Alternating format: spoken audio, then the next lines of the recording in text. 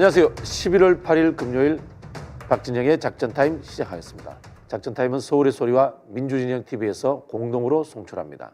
그리고 VOS 뉴스에도 송출되고 있습니다. 여러분들 넘나드시면서 구독, 알림 설정 부탁드리겠습니다.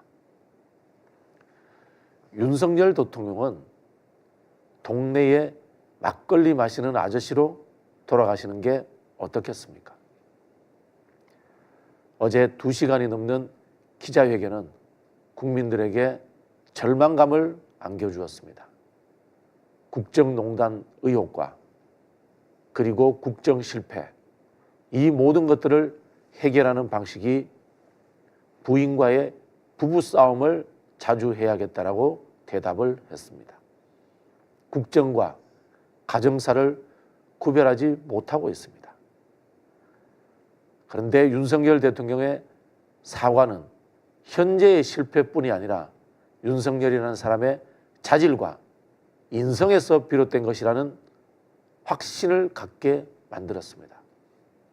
결국 대통령이 될 자질과 실력을 가지지 못한 채 대통령이 되었던 것입니다.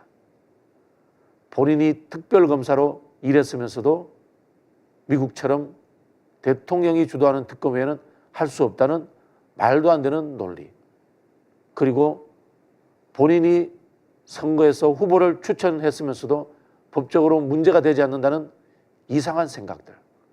결국 본인은 법을 집행하고 공적인 일을 할 수 있는 사람이 아니라 동네에서 막걸리 마시고 자기 마음대로 떠드는 것이 적성에 맞는 사람이었던 것입니다.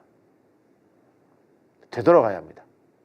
윤석열 대통령도 원래 있어야 할 곳으로 되돌아가시기 바랍니다.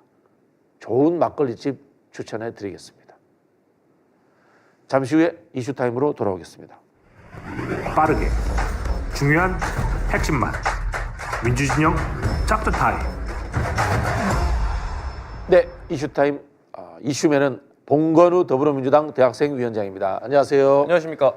네, 어제 기자간담회 보셨죠? 기가 찼죠? 네. 예, 어제 보면서 참 이게 그러니까 잘못 보고 있나 싶었어요. 맨 네, 처음에는. 네, 네. 정말 저도 어쨌든 뭐 대단히 오랜 세월을 살아오진 않았지만 지금까지 봐왔던 대통령이라는 사람들의 언어 네. 혹은 분위기 네. 이런 것들은 기본적으로 좀 어느 정도 좀 무게감이 있어야 하고 한 네. 국가의 원수로서 네. 어느 정도의 무게감이 있어야 된다 생각했는데 지금까지 봤던 것과는 너무 다른 이질적인 모습이 좀 많았었기 때문에 네. 이런 것들이 어떻게 보였을지 아마 국민 여러분들도 비슷한 생각이셨지 않았을까라는 생각입니다. 예, 국가의 왼수가 아닌가라는 생각이 듭니다. 네. 자, 어제 2시간 동안 했는데 결국은 MBC와 JTBC는 질문 기회도 또 주지 않았습니다. 네, 맞습니다. 취임 후 4번째 기자회견이라고 하는데요. 대통령실은 기자회견을 끝장회견이라고 예고하면서 질문 분야나 개수에 제한을 두지 않겠다고 밝히고 2시간 20분간 진행했습니다. 기자들의 질문은 정치 현안, 외교안보, 경제사회 문제로 나눠졌고 자유질의응답도 이어졌습니다만 이번 회견에서도 MBC와 JTBC는 질문할 기회를 얻지 못했고 지역 언론의 경우에는 영남 지역의 2 매체에만 질문 기회가 주어졌습니다. 주요 질문은 다들 예상하셨다시피 김건희 여사의 공천 개입과 관련된 의혹에 집중이 됐고 대통령은 이에 대해 구체적인 사과는 피하면서 사실과 다른 보도가 많다라고 주장했고 여론에서는 윤 대통령이 마지막 기회마저도 날려버렸다라는 평이 지배적인 모양새인 것 같습니다. 네. 자, 이런 상황에서 이 기자간담회를 당겨서 한 이유가 김건희 여사가 남미 순방에 동행하기 위해서다라는 예측도 나왔습니다만은 지금 김건희 여사가 해외 순방에 동행을 안 할 수 있다라는 기사가 나왔네요. 예, 이번 해외 순방에는 동행하지 않을 예정이다라는 기사가 나왔고요. 윤 대통령이 어제 열렸던 기자회견에서 김 여사의 대외 활동에 대해서 국민이 좋아하면 하고 싫다면 하지 말아야 된다면서 현재 여론을 충분히 고려해 대외 활동을 중단해 왔으며 앞으로도 이 기조를 유지할 것이다라고 이야기를 했는데 이에 연장선상인 것으로 비춰지고 있습니다. 또한 대통령실에 따르면 윤 대통령과 김 여사는 조만간 개인 휴대전화 번호를 바꾸기로 결정한 것으로 밝혀졌는데 윤 대통령은 기자회견에서 대통령이 된 이후에도 검사 시절 사용하던 휴대전화를 사용하고 있었다 라면서 저 자신이 그 부분을 하지 않아서 요거는 휴대폰을 바꾸는 부분인 것 같아요. 명태균 씨와의 통화 등의 문제가 발생한 것이다 라고 설명했습니다. 네, 도둑놈이 좋은 사다리를 가지고 왔습니다. 그래서 도둑질을 했거든요. 그러면 도둑놈이 아니라 사다리를 구속시켜야 된다. 이런 이야기로 들립니다. 참. 아니 이게 원래 지금까지는 일단은 첫 번째로 이제 해외 순방 관련해서 대외 활동을 중단해 왔다라는 이야기는 사실 국민들이 납득하실지는 모르겠습니다. 불과 얼마 전까지만 해도 마포대교인가요? 거기서 이제 네네네. 김 여사가 진두지휘하시는 모습이 찍히기도 네네. 했었고, 그리고 이제 휴대전화 같은 경우에도 원래 대통령실의 프로토콜상 대통령이 당선되면 휴대전화를 바꿔야 된대요. 원래 없어야 됩니다. 네, 없애야 된다고 개인 네. 휴대전화는 하더라고요. 근데 개인 휴대전화를 바꾸지 않았기 때문에 발생한 문제이다라고 이야기를 하는데, 휴대전화 바꾸면 뭐 달라질까요? 그렇죠. 이제 공천까지 주무르는 분이 대통령 휴대전화 번호 하나 모를까? 네. 저는 개인적으로 그런 생각이고, 휴대전화의 문제가 아니라 본인의 의지의 문제였다라는 말씀을 똑똑히 드리고 싶습니다. 대통령의 휴대전화가 없어지는 게요, 사실은 보안 정보의 문제이기도 하고요. 두 번째는 이런 사적인 네트워크를 통해서 국정 개입이라든가 이런 것들을 차단하기 위해서거든요. 애초에 그런 것들을 할 생각이 있었던 거예요. 그렇죠. 자, 댓글 읽어드리겠습니다. VOS 뉴스에서 알로에님이 선택하지 않았는데도 고통받는 분들 힘냅시다. 네. 라는 이야기를 했고요. 봄의 왈츠님은 순방자절 크크크 쌤통이다 라는 댓글을 달아주셨습니다. 네. 아마 심기가 많이 불편하실 수도 있을 것 같아요. 그렇겠네요. 네. 원래 외국 나가셔야 되는데. 자, 다음은 명태균 씨 관련 기사입니다. 명태균 씨가 SNS에서는 사과하겠다라는 이야기를 해놓고는 취재진을 향해서는 또 경찰에 신고하겠다는 이중적인 태도를 취했네요. 네, 맞습니다. 김건희 여사의 공천 개입 의혹과 미래한국연구소의 불법 여론조사 의혹 사건의 핵심 인물인 명태균 씨, 요즘 대한민국에서 가장 핫한 인물이죠. 네. 7일 오전 자신의 SNS에 사과문을 게시했습니다. SNS에 올린 글에서는 경솔한 언행으로 상처를 입으신 분들께 진심으로 사죄드린다면서 공개된 녹취 내용에 대해 사과했는데요. 하지만 이날 오후 취재진을 만난 명 씨는 SNS상에서 태도와는 다르게 사진을 찍는 기자를 향해 사진 찍지 마라, 경찰에 신고하겠다라면서 고압적인 태도를 보였고, 기자들이 대통령 기자회견을 봤는지 묻자 나도 내일 검찰 소환 준비를 해야 한다면서 자리를 떠났습니다. 저 사진 보시면 굉장히 무섭게, 어떻게 저런 사진 찍혔죠? 아이고, 네. 퓰리처상감인 것 같습니다. 그러니까 정말 잘 찍었네. 네. 정말 제대로 된 사진 찍혔습니다. 네. 그래서 이제 SNS 상에서는 여론을 의식한 듯이 사과하는 모습을 보이다가 그에 대해서 취재진이 질문을 하거나 취재를 하자 이런 고압적인 태도를 보이고 경찰에 신고한다는 내용을 이야기한 것 자체가 제대로 된 반성을 하지 않는 것이 아니냐라는 여론의 분노가 쏟아지고 있습니다. 네. 우리 서울의 소리의 정혜용 님이 중요한 이야기를 하나 적어주셨네요. 기자회견에서 최혜병 이야기는 싹 빠졌다. 우리가 잊고 있었습니다. 네. 감사합니다. 자, 다음 또 명태균 씨 이야기인데, 명태균 씨가 오늘 지금 소환이 되는데 영장 청구가 될지 초미의 관심사입니다. 네, 오늘 명 씨가 검찰에 소환되고요. 검찰은 여러 혐의 중에서 두 가지 사안을 좀 집중적으로 조사할 예정이라고 합니다. 우선 명 씨와 김영선 전 의원 사이에 오간 9천만 원의 실체. 네. 그래서 당사자들의 진술이 엇갈리는 만큼 명 씨와 김 전 의원, 그리고 회계 담당자 강혜경 씨 등 관련자 대질 조사까지 검토 중이라고 하고요. 또한 명 씨가 진행한 대선 여론조사 비용을 지방선거 예비 후보자들이 댔다는 그런 의혹에 대해서도 조사하고 있는데, 검찰 관계자는 정치자금법 위반 혐의와 관련해 증거가 확보된 사안 위주로 올해 안에 기소 여부를 결정할 방침이다라고 밝혔습니다. 네. 명태균 씨가 구속된다면 혹시나 검찰이 증거를 인멸하려고 하는 거 아닌가라는 의심도 듭니다. 네. 그래서 검찰 관계자가 특히 언론에 제기된 증거인멸 우려도 알고 있다라고 이야기했고, 수사는 순리대로 진행될 것이다 이런 이야기를 했다고 하고요. 검찰은 김영선 전 의원의 대가성 공천 여부에 대해선 따져봐야 할 것이 많다면서 말을 아꼈다고 합니다. 윤석열 정부의 검찰이 순리가 있었나요? 폼 맡기고 압수수색하는 분들인데 참 기가 찹니다. 네, 다음 이야기는 민생 이슈입니다. 추석 때 문을 열면은 하루 최대 50만 원을 보상해주겠다라고, 지원금을 주겠다라고 했는데 아직도 지켜주지 않고 있다고 하네요.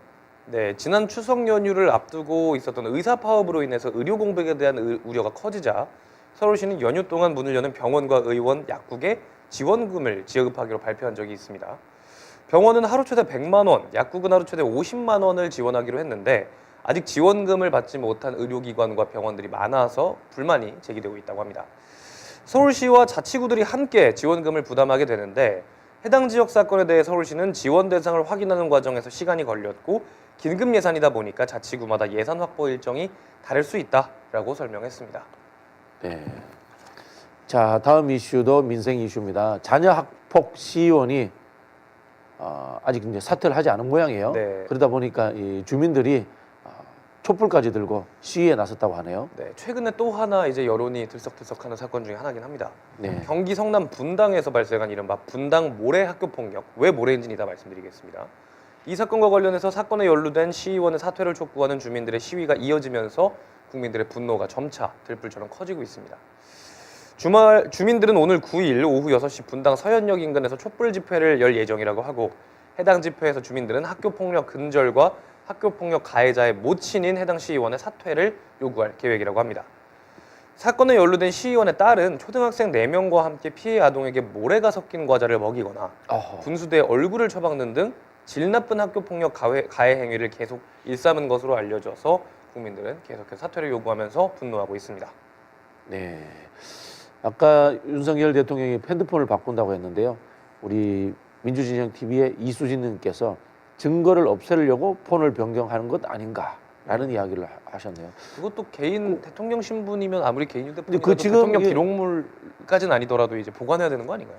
그런 부분도 있고 이게 범죄 혐의가 있으니까 압수수색해야 되는 대상 아닌가요? 저는 뭐 그렇게 아직은 대상은 아니니까. 네네네. 네. 아직 검찰 쪽에서도 어려울 것 같습니다. 네. 자, 다음은 이제 청년 일자리 이야기입니다. 청년 19은 임금과 복지가 좋으면 기업 규모에 상관없이 일할 수 있다라는 기사가 나왔네요. 네, 맞습니다. 요즘 청년들이 일자리를 선택할 때 가장 중요하게 생각하는 단어가 바로 워라밸입니다. 이 일과 삶의 균형을 뜻하는 건데요. 저도 이거 굉장히 중요하다고 생각합니다. 네. 그런데 저뿐만 아니라 청년 10명 중 9명은 임금과 복지가 좋다면 기업 규모는 상관없다고 여기는 것으로 나타났고 특히 임금이나 복지보다도 워라밸을 더더욱 중요하게 생각하는 것으로 나타났습니다. 고용노동부와 한국고용정보원의 2024년 상반기 청년층 대상 채용 동향조사에 따르면 청년 대다수 87%입니다. 는 직장 선택 시 임금과 복지가 좋다면 기업 규모는 관계없다라고 응답을 했고 임금과 복지보다 워라밸이 중요하다는 응답자도 63%로 응답자의 절반을 훌쩍 넘는 수치였다라고 합니다. 제가 이런 비슷한 일을 좀 했어요. 뭔가 하면은 산업단지법을 바꾸는 건데요. 네. 우리나라는 산업단지에 유흥문화시설이 못 들어갑니다. 네네네. 예를 들면 공단이 있잖아요. 공단 안에 뭐 노래방이든 그다음 호프집이든 뭐 이런 또 문화시설이 못 들어가게 법으로 돼 있거든요. 이거 바꿔야 돼요. 네. 그리고 실제로 보면 이제 제조업 일자리가 최저임금에다가 지자체 지원금, 뭐 중소기업청 지원금 이렇게 해서 생각보다 초봉이 제법 나와요. 실수령액이 한 240만 원 돼요. 네. 근데 이제 청년들한테 왜 거기 안 가느냐라고 물어보면 시커먼 작업복 입고 그렇죠. 이른바 이 연애도 못할 정도로 그렇죠. 아무런 문화시설이 없다 이런 이야기를 하거든요. 네. 그래서 이거 저와 같이 법 바꾸는 운동 알겠습니다. 해요. 네. 오늘부터 시작하도록 하겠습니다. 네, 네. 아니, 그래서 실제로 저도 이제 직업을 구하는 거에 트렌드 자체가 굉장히 많이 바뀌었다고 생각을 합니다. 네. 사실 이제 제가 거듭 얘기했던 부분 중에 하나가 우리는 일을 하려고 태어난 게 아니고 행복하기 위해서 그렇죠, 태어난 그렇죠. 거잖아요. 이런 부분에 있어서 과거에는 이제 대기업이나 이런 간판에 좀 신경을 썼다면 네네. 지금으로서는 내 삶 자체에 좀 더 관심을 갖는 네. 그런 문화가 퍼지고 있어서 이에 맞는 법 개정이나 말씀하셨던 그런 부분들도 계속해서 바뀌어 나가야 하지 않을까라는 네. 생각을 갖고 있습니다. 과거에는 직장하고 일자리가 멀었잖아요. 요즘은 그죠. 근데 스마트 팩토리가 돼서 일자리 공장이 오염물질 배치를 하지 않거든요. 이 직주 근접이 가능해요. 네. 그래서 이제 뭐 예를 들면 이런 게 있습니다. 우리나라 현대자동차와 1차 밴드의 월급차가 60%예요. 독일의 비슷한 일을 하지 않나요? 비슷한 일을 네. 하죠. 독일의 폭스바겐이라든가 벤츠를 가잖아요. 1차 밴드가 110%를 받아요. 원청보다 1차 밴드가 돈을 더 받는 구조가 되는 거야. 사실 그게 맞을 수도 있다고 생각하는 게 기본적으로 원청보다 벤더는 고용 안정성이나 이런 것들이 떨어질 수밖에 없기 그렇죠. 때문에 네네. 그거에 대한 것들을 보상을 어느 정도 적절하게 해주는 것도 중요할 것 같은데요. 네네. 자, 노동에 대한 가치를 다시 한번 생각해 보면서 우리 청년들과 이런 부분들에 대해서 한번 토론해 봐야 되겠다라는 생각이 듭니다. 많은 고견을 구하겠습니다. 네. 자, 본거로 해주시면 감사합니다. 다음 주에 뵙겠습니다. 감사합니다. 네, 잠시 후에 저는 3당 토론으로 돌아오겠습니다. Good morning, Mr. 예, President. 대통령, 저는 우크라이나에 대한 한국의 직접적인 무기 지원 가능성에 대해 문의드리겠습니다. 현재 그러한 조치를 취하고 있지 않은 가운데 북한은 대규모의 병력을 러시아에 파병을 했습니다. 이러한 상황에서 한국이 무기를 지원하지 않는 것은 6.25 전쟁 당시 한국이 받은 도움에 비추어 봤을 때 적절하지 않다는 이야기도 있는데 어떻게 생각하십니까? 우크라이나는 6.25 참전 국가 맞죠? 참전국가는 아닌 거로 알고 있습니다. 참전국가 아닙니까? 그러니까 그 당시에 소련의 그 침공에 따른 우리가 예, 의원님, 우크라이나가 지정학적으로 그 러시아와 유럽의 사이에 있는 지정학적 위치는 저희와 같지만 6.25 당시에 그 참 뭐 이렇게 저희를 지원한 국가는 아닙니다. 지원한 국가는 아닙니까? 네. 완전히 잘못된 겁니다. 6.25는 우리가 북한으로부터 침략받고 소련의 사주를 받았어요. 그 당시 우크라이나는 소련이었습니다. 근데 그 당시 우크라이나는 죽은데요. 국민께서 다 가시죠. 아니, 제가 아까 말하는 대해서는 다 가죠. 김병주 국회 동의 없이 우크라이나 파병은 탄핵감이라는 소식입니다. 정부가 우크라이나 전쟁에 우리 군을 참관단으로 보낼 가능성을 열어두고 있어서 논란이 예상되고 있습니다. 민주당을 비롯한 이 야권은 국군의 해외 파병은 국회 동의 사항이라며 국회 동의 없이 단 한 명이라도 참관단을 보낸다면 김용현 장관 탄핵 등 다양한 법적 수단을 강구하겠다고 경고했습니다. 자, 이걸 국가 안보 차원의 통치행위라고 우길 생각인가 본데 대체 왜 남의 나라 이 전쟁에 우리 군을 파견이든 파병이든 하겠다는 건지 도통 이해가 가질 않습니다. 북한이 하니까 우리도 하겠다는 그 발상 자체가 얼마나 이 어리석고 무모한 짓인지 무식한 오빠는 정말 모르는 모양입니다. 네. 자, 금요일은 저희가 3당 토론 시간입니다. 김종국 더불어민주당 전 민주연구원 부원장님 나오셨습니다. 네, 안녕하세요. 김종욱입니다. 강미정 조국혁신당 대변인 나오셨습니다. 네, 안녕하세요. 네, 그리고 핫한 인물입니다. 김성열 개혁신당 수석 대변인 나오셨습니다. 네, 안녕하십니까. 네. 시청자 제조기. 네.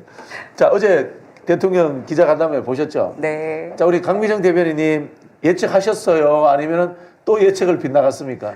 12시쯤 끝날 거라고는 다들 예측하셨을 텐데 네. 딱 그렇게 맞춰서 칼같이 끝내더라고요. 밥 먹으러 가야죠. 밥도 먹고 목도 네. 마르고.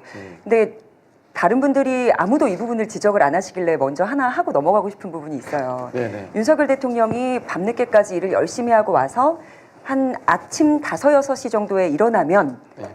일하는 얘기를 했거든요. 네네. 5, 6시쯤 일어나면 지금까지 출근을 그 시간에 하시지 않았을 것 같아요. 네. 그러니까 그때 설잠을 깨서 네네. 중간에 내 전화기로 답장을 하고 있는 그녀를 보고 네. 미쳤냐? 네. 지금 뭐 하고 있어? 라는 네. 얘기를 했다 하더라고요. 네네. 비몽사몽 중에 그 미쳤냐라는 얘기를 본인이 한 건지 네. 들은 건지 약간 좀 헷갈렸던 것 같아요. 네. 그래서 그 부분은 한두 해 정도 있었던 것 같고 그 시간에 일어났을 리가 없다. 그 시간에 술 먹고 들어가지 않았을까요? 아, 들어갔는데 집에 놔둔 내 전화기를 가지고 아니, 뭐 제 추정입니다만.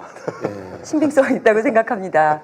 근데 그 나이에는 그 시간까지 술 못 먹는데 체력이 딸려가지고. 술 좋아하는 사람은 먹습니다. 아, 그래요? 어유 대단하시다. 자, 일단 어제 저는 이제 태도 이야기 나오니까 네. 사과하는 태도인데 사과할게 뭐 이런 느낌이야. 특히 그 옆에 있는 참모들한테도 반말을 하더라고요. 굉장히 볼성 사나웠거든요. 그런 부분들은 어떻게 보셨어요? 특히 이제 여성분들 보기에 민망하셨을 것 같은데. 일단 청와대 대변인한테 네. 그만하자. 야, 네네. 이제 하나만 더 받자. 네. 이 얘기는 상상도 할 수가 없어요. 그리고 네. 그러니까 성인지 감수성 교육을 다시 받든지 네네. 앞으로 2년 6개월 더 열심히 달리겠다고 하니까 네. 그러려면은 재정비해야 될 것들이 너무 많아 보입니다. 어디서 반말을 그렇게 찍찍해요. 국민들 네네. 다 보고 있는데. 네. 자, 지금 당에서 네. 공식적인 입장은 냈습니까? 어저께 논평 바로 했죠. 아, 뭐 네. 전반적인 분위기는 어땠나요? 제가 한마디로 이렇게 얘기했습니다. 대국민 사과를 하라고 그랬더니 대국민 훈시를 하고 앉았다. 훈시를 했다. 예. 그러니까 사과를 하러 이제 자리를 만들어 놓고는 야, 이게 사실 이게 아니고 국민들이 잘못 알고 있는 거야. 이 얘기를 한 거잖아요. 네네. 저는 어제 내내 그 느낌을 지울 수가 없었어요. 이 지금 윤 대통령이란 분이 진심으로 사과할 거는 사실 기대도 안 했으나 네네. 그래도 사과하는 척이라도 좀 할 줄 알았더니 이게 아니라 니들이 잘못 인식하고 있어. 이게 무슨 국정농단이야. 이 정도는 그냥 내 아내가 나를 위해서 조언한 수준이야. 네네. 니들이 무식해서 몰라. 이 얘기까지 나오더라고요. 중간에 보면 무식하다는 단어도 나와요. 물론 그 주체가 국민인지는 정확하지 않지만 제가 듣기에는 분명히 국민들을 향한 이야기였거든요. 네네. 그러니까 이런 모습들을 보면서 아, 이게 지금 이 자리가 과연 본인에게 도움이 되는 자리라고 해서 만든 건가 네. 아니면 불난집에 지금 부채질하려고 하는 건가라는 생각을 좀 했습니다. 어제 윤석열 대통령이 총 사과 비슷한 표현이 12회가 나왔습니다. 사과가 8번, 잘못 1번, 불찰 1번, 부독의 소치 1번, 죄송 1번이 나왔는데 자, 세 분한테 여쭤보고 싶어요. 뭐에 대해서 사과했습니까? 그게 기억이 안 나. 뭘 사과했는지. 그 이제 퀴즈죠. 네. 우리 이제 뭘 사과했습니까? 사과한다는 표현을 썼는데. 핸드폰을 유지한 것에 대해서 사과를. 핸드폰을 유지한 것에 대해서 사과했다. 핸드폰을 유지했잖아요. 그러니까 아, 그거 기억나네. 가장 큰 잘못은 원래 대통령이 되면 핸드폰을 네. 없애고 소위 프로토콜에 맞게 움직였어야 되는데 네. 좀 너무 미안하다. 핸드폰을 유지한 것이 미안하다. 또 하나는 나는 잘 모르겠는데 대통령 부인이 쓸데없는 얘기를 좀 하더라. 쓸데없는 얘기를 한 것이 좀 문제가 있다. 저 두 가지밖에 두 가지 찾아내셨네. 네, 잘못한 사과할 만한 요인을 모르겠는데 네. 굳이 이걸 하려고 그 많은 기자들과 방송사들을 대동해서 2시간 20분 동안 얘기를 할 만한 내용인가? 좀 이상한 인물이다라는 생각이 들었어요. 저는 되게 위험하다고 생각되는 게 그 발언이 얼렁뚱땅 휴대전화 번호를 바꿔야겠다는 각오를 국민 앞에서 다져요. 그리고 그렇게 되면은 기기 변경을 해야 될 거예요. 네네. 지금 윤석열 대통령 김건희 여사 휴대전화에 많은 단서와 의혹을 풀 어떤 범죄 증거들이 남아있을 거라고 많은 분들이 생각을 하는데 네네. 그거를 어떻게 구렁이 담 넘어가듯이 전화기를 바꾸겠다는 얘기를 합니다. 그거는 증거 인멸 수순이라고 저는 생각을 하거든요. 아. 그거 절대 막아야 돼요. 바꾸시면 안 돼요. 전화기. 압수수색 당할 수도 있잖아요. 이제 명태균 씨 조사 후에 검찰 조사 오늘 9시부터 하는 걸로 알고 있는데 그 이후에 필요하다면 대통령 전화기도 김건희 여사 전화기도 압수수색 대상이 될 텐데 그걸 바꾼다고 하루 전에 얘기를 해버리면 이거는 짜놓은 계획이었나? 라는 생각도 듭니다. 예리한 질문이십니다. 혹시 김 박사님 대통령이 대포폰을 쓸 수도 있나요? 아니 뭐든지 하는 분이니까. 뭐든지 하는 분이니까. 네. 지금까지 보면 2년 동안 이제 기상천외할 만한 행동들을 했었잖아요. 네네네. 전 뭐 그런 측면에서는 뭐든지 할 수 있다는 생각이 드는데 저는 그런 문제를 떠나서 그러니까 이번 사과의 핵심, 그러니까 이번 대국민 담화를 왜 했는가가 저는 요지인 것 같아요. 내용은 제가 볼 때 뭐 별로 들을 내용도 없는 것 같은데 누가 뭐라고 하더라도 TK 지역 지지층과 서울에 있는 핵심 지지층들을 위한 네네네. 그들에게 메시지를 전파한 거지 네네. 국민에게 전체에 전파한 게 아니라는 생각이 들어요. 저는 그래서 1차적으로는 소위 지지율이 더 떨어지는 것 하방을 막으려고 하는 위봉책이라는 생각이 들고 또 하나는 11월 15일, 11월 25일 네. 이재명 당대표 재판 과정에서 어떤 형태로든지 압력을 가하려고 하는 측면에서 이전에 이런 문제들을 털고 가려고 하는 그러니까 거의 미봉책이었다라고 보는 것이 저는 핵심적으로 이 대국민 담화를 파악할 수 있는 관점이라 생각이 들어요. 어제 이제 기자들 중에 JTBC나 MBC와 같은 비판적인 기자들은 질문 기회도 주지 않았고요. 네. 상대적으로 영남의 기자 2사람에게 질문 기회를 줘서 자기가 영남표로 당선되었다. 영남을 사랑한다. 이런 주의 이야기를 했단 말입니다. 우리 김 대변인 보시기에도 김종욱 박사님 해석하는 이 기자회견의 의도 그런 부분이 좀 읽혔나요? 기자회견의 의도는 분명히 그 부분이 있었죠. 이제 네. 지지율이 저렇게 폭락하고 있으니 뭐라도 해야 된다라는 이야기가 있었을 거고 그래서 꺼냈는데 본심은 뒤에 나왔어요. 그러니까 앞에는 짜주신 대로 했죠. 네네. 굳이 허리도 숙이시고 사과한다는 이야기도 여러 차례 하셨잖아요. 근데 이제 끝나고 나서 이제 기자들하고 질의응답을 하실 때 그때 본심이 나오는 거거든요. 그때 보면은 그런 얘기들이 계속 나와요. 앞에 한 모든 사과들을 무색해하는 네네. 이런 이야기들이 나오거든요. 제가 아까 말씀드리신 뭐 이게 국정농단이냐 뭐 이런 이야기들 그러니까 자기 본심은 거기서 나오는 거예요. 내가 이게 지금 야 사과라고 하지만 이게 진짜 사과를 하고 싶어서 내가 하는 거 같냐? 이게 사과할 거리냐? 그럼요. 네. 그런 이야기가 계속 나오는 거죠. 그러니까 그런 부분들을 국민들이 모르지 않거든요. 그리고 잠깐 JTBC, MBC 얘기하셨습니다만 MBC는 여태껏 한 번도 기회를 받은 적이 없대요. 그래서 정말 억울하다고 어제 뉴스데스크에서 얘기를 좀 하더라고요. 근데 뭐 그 정도로 자신에게 비판적인 이야기는 아예 듣지를 않아요. 네. 자신에게 아니 어저께 제가 들은 내용 중에 가장 좀 황당했던 이야기는 사실은 그겁니다. 뭐 다른 부분은 어느 정도 그러려니라고 저는 윤 대통령 성격을 그동안 봐온 이상 일관적이거든요, 굉장히. 그래서 뭐 국민 좀 무시하고 그냥 자기가 갈 길 가겠다라는 그건 알겠는데 국회에 안 나온 이유에 대해서 들었을 때 좀 많이 당황스러웠어요. 왜냐면은 맞아요.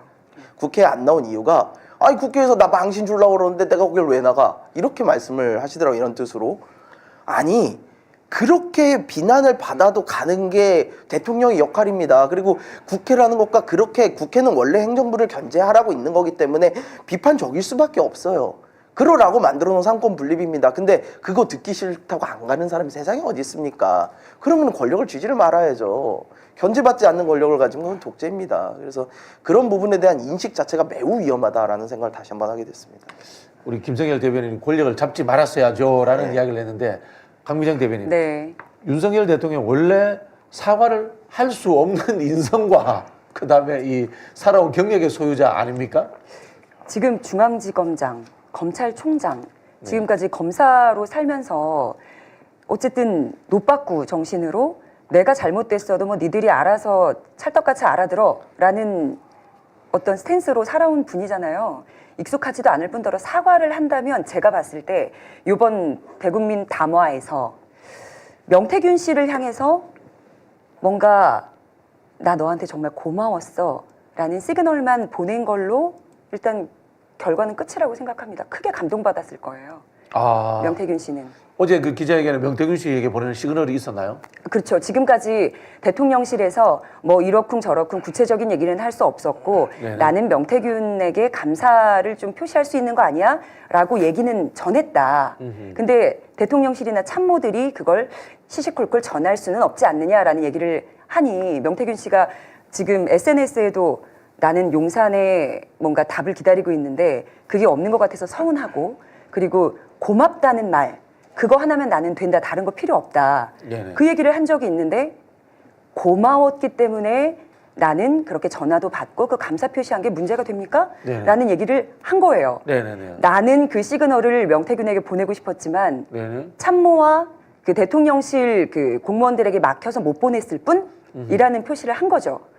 그러니까 내일 검찰 조사 받을 때 좀 잘 알아둬라는 시그널이라고 생각합니다. 자, 이렇게 중요한 것 같아서 다시 한번 짚고 넘어가겠습니다. 명태균 씨한테 여론조사를 시킨 적은 없다. 네. 명태균 씨가 자발적으로 해줬기 때문에 난 고맙다. 네, 그러니까 명태균 씨도 내일 검찰에 나가가지고 이런 방향으로 끌고 가라. 네, 이런 하나의 뭐 가이드라인. 컨닝 페이퍼를 만들어준 것처럼 보였다라는 네. 이야기를 하시거든요. 마음도 달래줬고요. 네. 오늘 지금 명태균 씨가 이제 소환돼서 시작이 되는데 김종국 박사님도 이런 흐름을 뭐 좀 극단적으로 얘기하면 짜고 친다 이런 이야기거든요.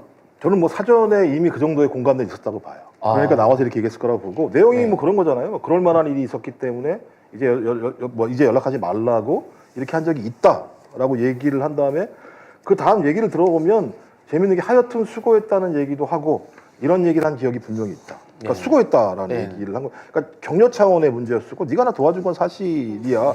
그게 뭐가 문제가 있어 이런 거잖아요. 그래서 또 뭐 좋은 일로 전화를 했는데 제가 뭐 고맙다 이런 얘기 할 수 있는 거 아니겠어요? 네. 그러니까 이렇게 얘기를 했어요 본인이. 네.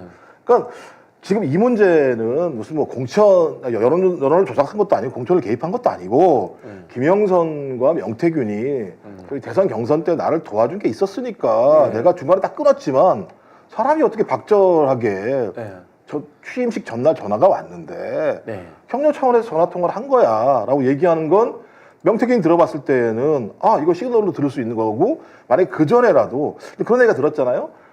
소위 용산에서 명태균에게 간접적인 시그널을 보냈다는 보냈다라는 얘기가 있었기 때문에 저는 그 정도라면 최근에 명태균의 반응을 보면 매우 예를 들면 궁색하고 제가 볼 때 그 이전과 다른 식의 발언들을 계속 올리는 걸 보면 이제는 적어도 이 사태를 용산과 검찰과 어떤 형태로든지 최소화하려고 하는 부분으로 가려고 하는 것 같다라는 생각이 들기 때문에 저는 어제 대통령의 이 부분과 관련돼 아까 제가 말씀드렸던 내용들을 쭉 들어보면 충분히 명태균 입장에서는 이 정도라면 가서 뭘 할 수 있다라고 판단할 수 있을 거라는 생각이 들어요. 그러면은 명태균은 지금 피의자 신분인데 구속이 될까요, 안 될까요? 세 분은 어떻게 예측하세요? 구속될 것 같습니다. 될 것 같다. 네. 김 대변인은 어떻게? 구속 영장을 청구를 할 거라고 봅니다. 네, 왜냐면 이제 일단 사안이 중요해요. 이게 지금 네. 간단하게들 보시는 분들이 있는데 정치자금법 위반뿐만이 아니라 만약에 그 정치자금법 위반의 원인 행위가 네. 공천과 관련된 이야기라면 아시다시피 업무방해부터 해가지고 공직선거법 위반 엄청 많이 잡혀 들어갑니다. 그래서 그런 사안의 중대성이 있고 또 이제 중간에 우리 명태균 씨가 그런 말씀을 한번 하셨잖아요. 네, 지금 묻어놓은 증거들 다 태우러 가고 뭐 그러겠다.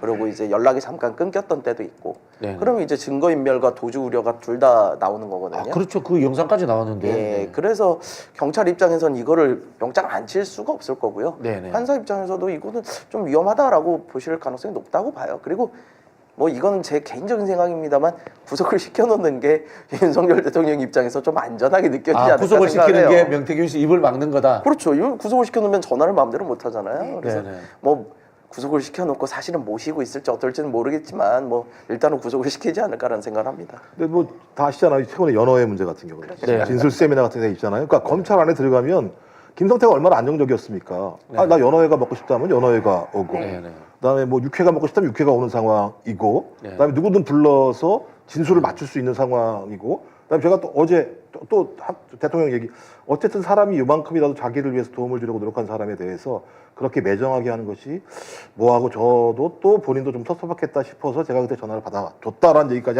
할 정도면 네.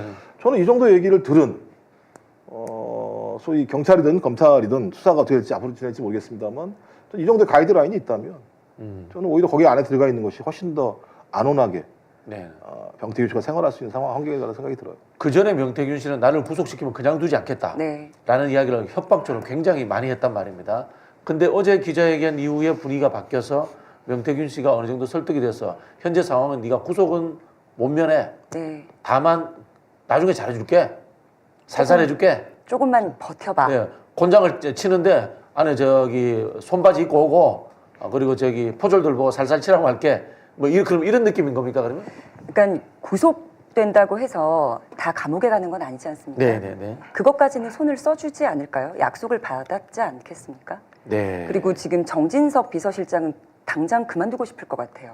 네. 이게 담화 중에 윤 대통령이 정진석 비서실장이 잘못 전달했다는 뉘앙스의 이야기들 한 2가지 했거든요. 네. 나 경선 끝나고 당선인 신분으로 전화한 거 맞다라고 자백했고요. 예. 그리고 아까 우리 김 대변인님 말씀하셨던 것처럼 국회 간 거 내 의지대로 분위기가 그런데 내가 어떻게 가냐 반겨주지도 않는데 라고 얘기를 하셨는데 과거에 정진석 실장이 대통령님께서는 간다고 했는데 내가 못 가게 했다. 네네네. 그게 다 논리가 깨지는 거예요. 그럼 앞으로 정진석 실장 입에서 나오는 말들은 우리는 한번 의심을 하고 보는 수밖에 없죠. 네. 자기 뇌피셜로 얘기하는 거다 아니면 윤 대통령을 좀 위에서 보호하려고 본인이 이제 네, 총대 맨 거다. 하는 말일 것이다라는 생각하고 듣겠죠. 뭐 주제에서 살짝 벗어나긴 했습니다만은 지금 대통령실에 대한 인적 쇄신 이야기가 나오지 않습니까? 제가 들은 정보로는 애초에 정진석 실장은 그만둘 생각이 없었대요. 그러나 이른바 칠상시들은 정진석을 내보내야 된다라는 이야기들을 많이 했단 말입니다. 어제 기자 간담회가 김건희 씨가 사과하라는 아이디어를 냈다라는 이야기를 대통령이 직접 했습니다. 자, 그런 상황에서 인적 쇄신이 갑자기 정진석 실장 인적 쇄신이 되면 어떡해요? 그런 이야기 들은 거 없습니까? 뭐 그런 이야기를 들은 건 따로 없고요. 네네. 근데 그런 것 같아요. 지금 사실은 김건희 여사 라인이라고 얘기된 이제 행정관급들, 네, 비서관급들 이런 분들을 내치는 게 굉장히 중요한데 네네. 그게 아니라 명목으로 해서 비서실장 날렸으니 비서실장 뭐 정리했으니 다 인적쇄신한 거 아니냐라고 갈 가능성이 조금 더 높아 보이죠. 네. 그래서 제가 보기에는 그 7인방, 8인방은 그대로 내비둔 채로 네네. 그냥 저기 비서실장 교체하면서 우리 인적쇄신 다 했다. 뭐 네네. 이렇게 좀 할 가능성이 있지 않을까 좀 그렇게 보긴 합니다.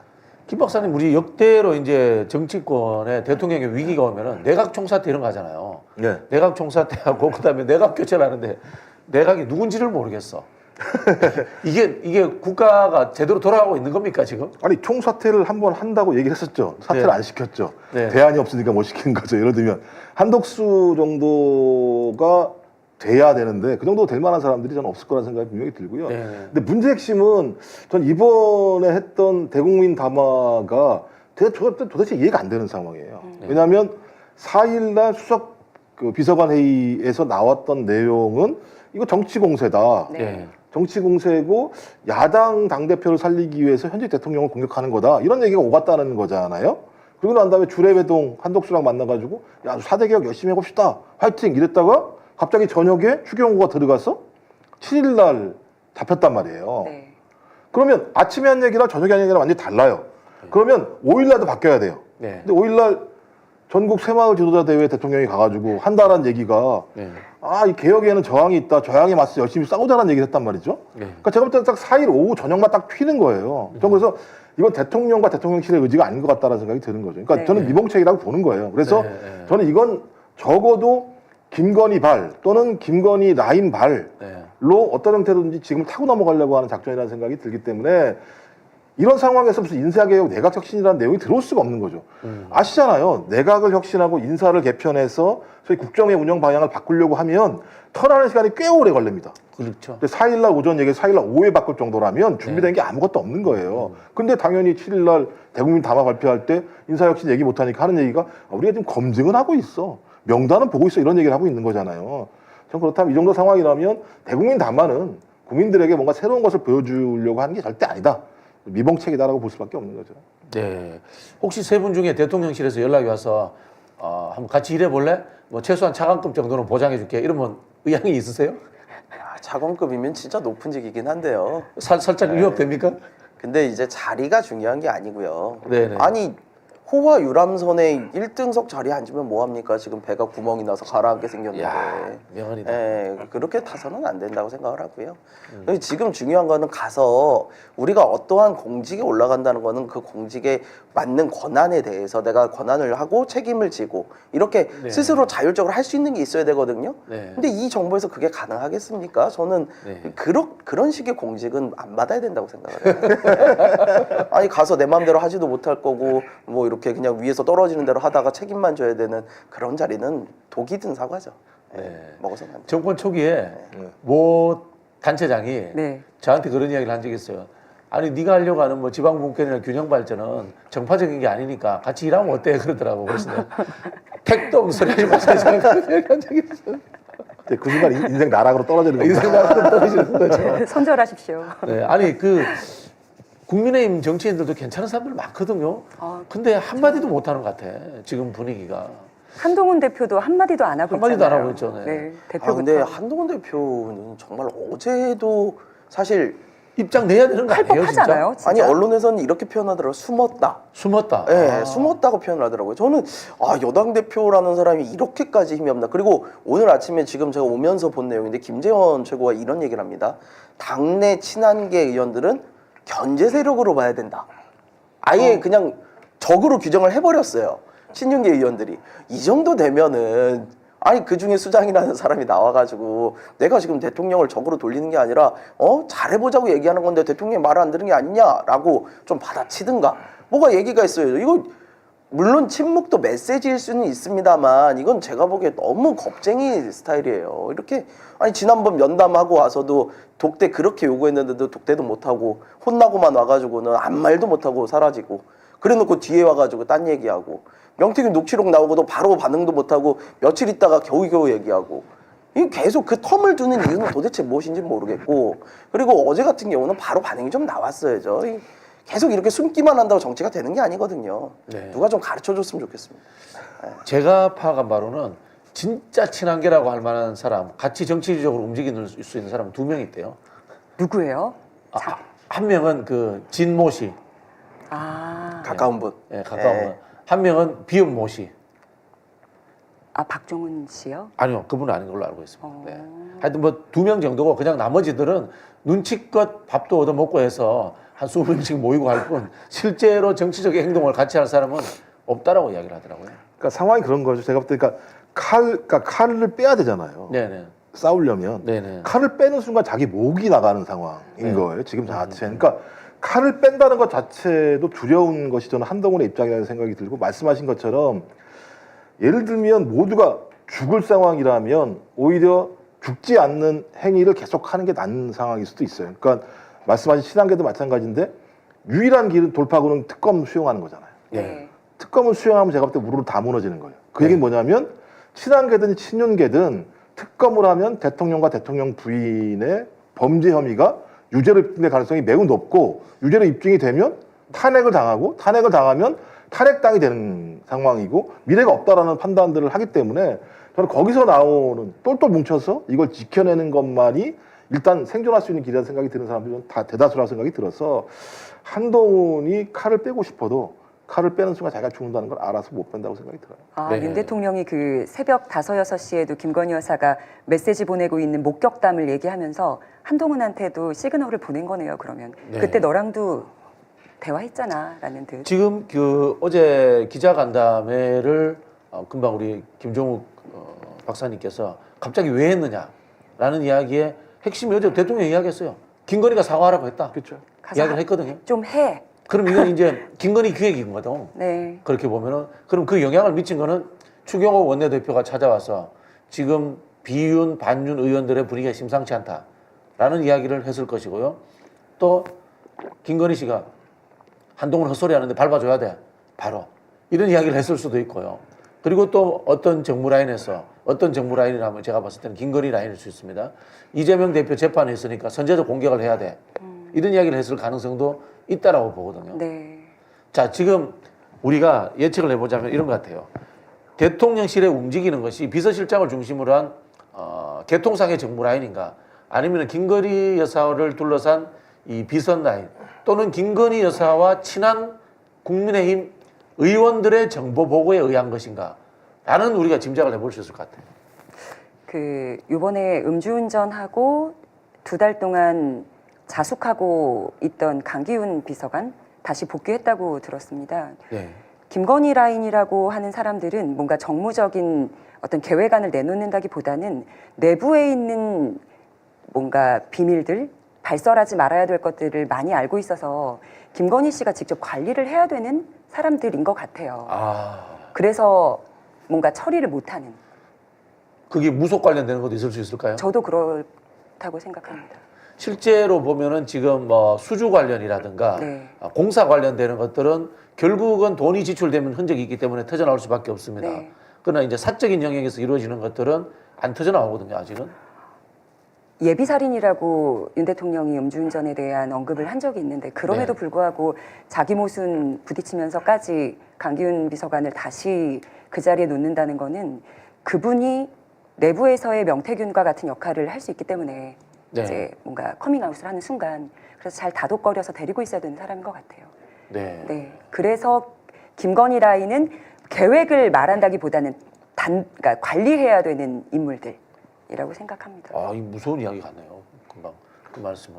근데 일단 그 공식 라인은 어제 발언으로 다 작살난 거잖아요. 네. 대통령이 충분히 설명했는데 비서실장을 비롯한 사람들이 내 말을 잘 이해를 못해서 두루뭉실하게 설명을 해서 네. 나 이렇게 오해가 발생을 해서 내가 여기까지 나오게 만들었어라고 얘기할 정도의 상황이기 때문에 저는 어제부로 비서실장을 비롯한 공식 라인 같은 경우는 대통령의 뜻도 제대로 이해 못하고 대통령이 사실대로 얘기한 내용도 반영 못하고 있는 개선 라인으로 정리가 됐기 때문에 제가 거기는 아무런 의미가 없는 조직이 돼버린 어제 순간부터요. 전 그렇다면 이제 그 외에 나와 있는 뭐 실상시든 뭐 8인방이든 4인방이든 이런 사람들은 저는 그 사람들이 모든 전략적인 방식을 만들어내지 않을 거라 생각이 들기 때문에 저는 중간에 거간이나 네트워크 라인이라고 생각이 들어요. 그러니까 좀 뭐가 있는지 잘 모르겠어요. 뭐가 있는지 잘 모르겠습니다만 저는 지금 상황에서 친윤계라고 얘기하는 국민의힘 내부에 있는 사람들이 굳이 윤석열, 김건희에게 멸사분공할 이유는 별로 없을 거라는 생각이 들거든요. 전 그렇다면 아까 말씀하신 것처럼 김건희 라인이 지금 전체적인 정무기획과 전략적인 방침들을 그러니까 여기에 정무라고 붙이기도 참 제가 볼 때는 참 창피하고 전략이라고 붙이기도 창피합니다만 문화 콘텐츠 기획? 뭐 이익 공동체라고 볼 수 있겠죠. 그러니까 네. 아주 돈을 뽑아먹는 방식은 잘하는 것 같아요. 제가 볼 때는 어떤 형태인지 보더라도 나중에 이제 밝혀지겠습니다만 양평 같은 경우도 제가 볼 때 쪽팔려서 안 하는 행위잖아요. 그렇게 누가 합니까? 네. 상식적으로.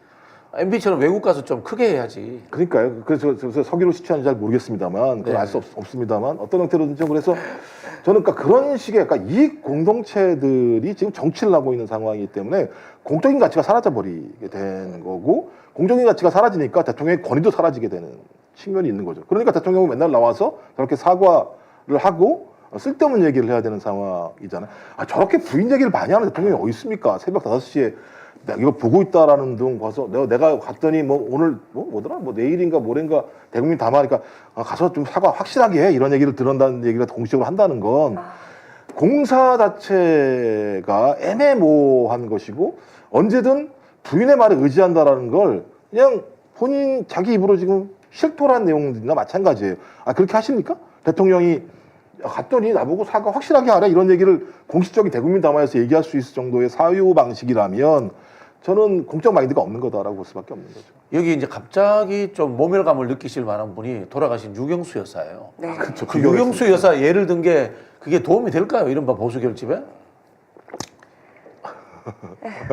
일단 상황상 전혀 맞지 않는 이야기죠. 그렇죠. 유경수 여사 뭐 제가 그분을 이렇게 따로 띄우려는 이야기는 분명히 아닙니다만 사실은 유경수 여사와 김건희 여사의 활동은 굉장히 대조적이에요. 네. 한 명은 뒤에서 어쨌든 남편이 하는 일에 대해서 이제 건설이나 뭐 이런 큰 굵직한 일을 할 때 그 당시 소외받던 문화나 이런 것들을 챙겨가는 그러니까 네. 빈 곳을 좀 메워가는 역할을 했다면 지금 이분은 그게 아니라 남편이 해야 될 일을 앞장서 가지고 본인이 하고 계시는 상황이거든요. 전혀 제가 보기에는 매칭이 전혀 안 되는 이야기를 갑자기 갖다 붙이시는 뭐 이런 상태라고 좀 보이고요. 아 근데 이게 진짜 어저께도 좀 전에 우리 김 박사님 말씀 주셨습니다만 아내가 시켜서 사과를 한다라는 이런 이야기를 들으면서 국민들이 도대체 어떤 생각을 할까? 저는 제가 그냥 일반 국민의 입장으로 봤을 때는 아 이게 도대체 그러면 우리는 김건희한테 허락을 받아야지 뭐든지 할 수 있는 그런 거 있는 건가? 내가 김건희라는 사람의 프로필을 보고 투표를 한 적이 있든가? 이 사람이 어떤 생각을 가지고 내가 권력을 준 적이 있든가라는 생각을 안 할 수가 없을 것 같아요. 그래가지고 어제 그걸 보면서도 참 저는 이런 자리를 맡는 것도 억지로 나온 것도 내가 내 아내 덕분이다. 뭐 이렇게 말씀을 하시는데 아, 정말 이걸 왜 하시는지 사과는 분명히 필요한 시점이었어요. 아까 잠깐 말씀하셨지만 이재명 대표 선고가 나온 후에 이야기를 하게 되잖아요. 그럼 더 정치적으로 굉장히 궁지에 몰려요. 그러니까 앞서서 해야 되는 건 분명히 맞아요. 근데 우리가 사과를 할 때는요, 윤 대통령님께서 사과를 잘 안 해보셔서 잘 모르시는 것 같긴 한데, 저는 어렸을 때, 그러니까 제가 제일 세게 사과를 했던 게, 이제 그 당시 만나던 제 여자친구분한테 제가 사과를 했던 기억이 있는데. 굳이 이 얘기를 여기서 뭐하러 아니, 하십니까? 왜 하냐면요. 대통령 사과를 할 때요, 이런 식으로 하잖아요? 그럼 뭐라고 나오냐? 뭐 잘못했는데? 이거 그래, 나와요. 맞아요. 네, 이거 안 들어보신 거예요. 뭐 잘못했는데? 아니 도대체 뭘 잘못했는지 알지도 못하면서 사과를 하는 거야? 나를 무시하는 거야? 이게 나오거든요. 정확합니다. 똑같은 이야기예요. 어저께 대통령 뭐라고 그러십니까? 나 뭐 잘못했는데 그랬더니 아니 내가 그걸 구체적으로 얘기할 수는 없고 이러시잖아요. 뭐 잘못했는지 모르고 그냥 사과를 하신다는 거예요. 시키니까 한다. 이런 식의 사과를 왜 합니까? 화만 더 나죠. 아니 네. 그럴 때라도 그 두려워서 물어보는 거 사과하는 거잖아요. 두려워서 두려워하지도 않아요. 그래서 우리가 말씀하신 것처럼 뭐 여자친구나 부인이 잘못한 거 뭐 있지라고 얘기하면 머리를 막 굴리잖아요. 그때 내가 진짜 뭐 잘못했나? 그럼요. 아, 무조건 잘못했어. 내가 뭐 잘못했어. 미안해. 이렇게 얘기를 하잖아요. 그러면 상대방에 대해서 미안한 감정이 있는 거잖아요. 뭐든 네, 상관없이. 네. 어제 얘기를 들어보면 국민에 대한 잘못하는 감정이 제가 볼 때는 거의 없어요. 그러니까 제가 볼 때 상식적이지 않은 거죠. 비상식적인 사유 방식을 가지고 있는 거죠. 자, 김영선 좀 해줘라는 육성이 나왔는데 거기에 대해서 윤석열 대통령은 아, 총선 때 당연히 좋은 사람 추천하는 거 아니냐. 내가 의견 냈는데 이게 무슨 국정농단이고 선거 개입이냐. 아무 문제 없다. 이렇게 이야기하거든요. 김 박사님 이거 아무 문제 없는 겁니까? 개뼈다구 같은 소리죠. 누구 말? 네. 아니, 그러니까 이게 공적 마인드가 없다는 거예요. 공적 사적으로야 뭐 고생했으면 고생했다고 얘기할 수 있고, 네. 두드려줄 수 있고, 다른 사람들 말할 때, 야 김영선이 최고로 잘했어라고 얘기할 수도 있겠습니다만, 공총 권한이 없지만 대통령은 최고의 권력자예요. 누가 뭐라고 얘기해도 이건 상식이거든요. 근데 네. 대통령이란 사람이 그것도 저는 공관 위에 있는 사람이 왜 대통령실에 왔는지 모르겠으나 네. 공관 위에 와서 보고를 했는데 거기에 대해서 대통령이 김영선 해줘라고 얘기를 했다라고 하는 건 권한이 없는 자가 권한을 행사했는데 그 권한 행사자가 1인 권력자 대통령이라는 거거든요. 그리고 그게 실현이 됐어요. 근데 그걸 단순하게 그냥 선거 때 고생했으니까 내가 칭찬한 거야 라고 얘기를 하면 대통령의 모든 언어는 무법지대로 가는 거예요. 네. 그러니까 그 법적으로 단죄가 안 되는 사람이라고 자기 스스로 선언하는 거거든요. 그러니까 진짜 이건 진짜 개폭다구 같은 얘기죠. 저는 되게 놀랐던 게 지금 김 교수님 말씀에 얹자면 첫 번째 기자들 중에 그럼 공관위에서 왔다고 대통령의 녹취가 나왔는데 그 사람 누구냐고 물어보는 기자가 아무도 없어요. 네네. 그리고 대통령은 그런 얘기를 여러 군데서 듣지만 제가 해결하지 않고 공관위에 그냥 넘깁니다 라고 얘기를 한단 말이에요. 그게 공천 개입의 자백이라고 이제 법률 전문가들이 말씀을 하시더라고요. 그러니까 이분은 트럼프 대통령이랑 이제 당선자와 12, 3분간 통화를 하고 내가 통화한 사실을 알고 주변에서 그럼 나도 트럼프 번호 좀 줘 해서 제가 또 줬습니다 라는 얘기도 한단 말이에요.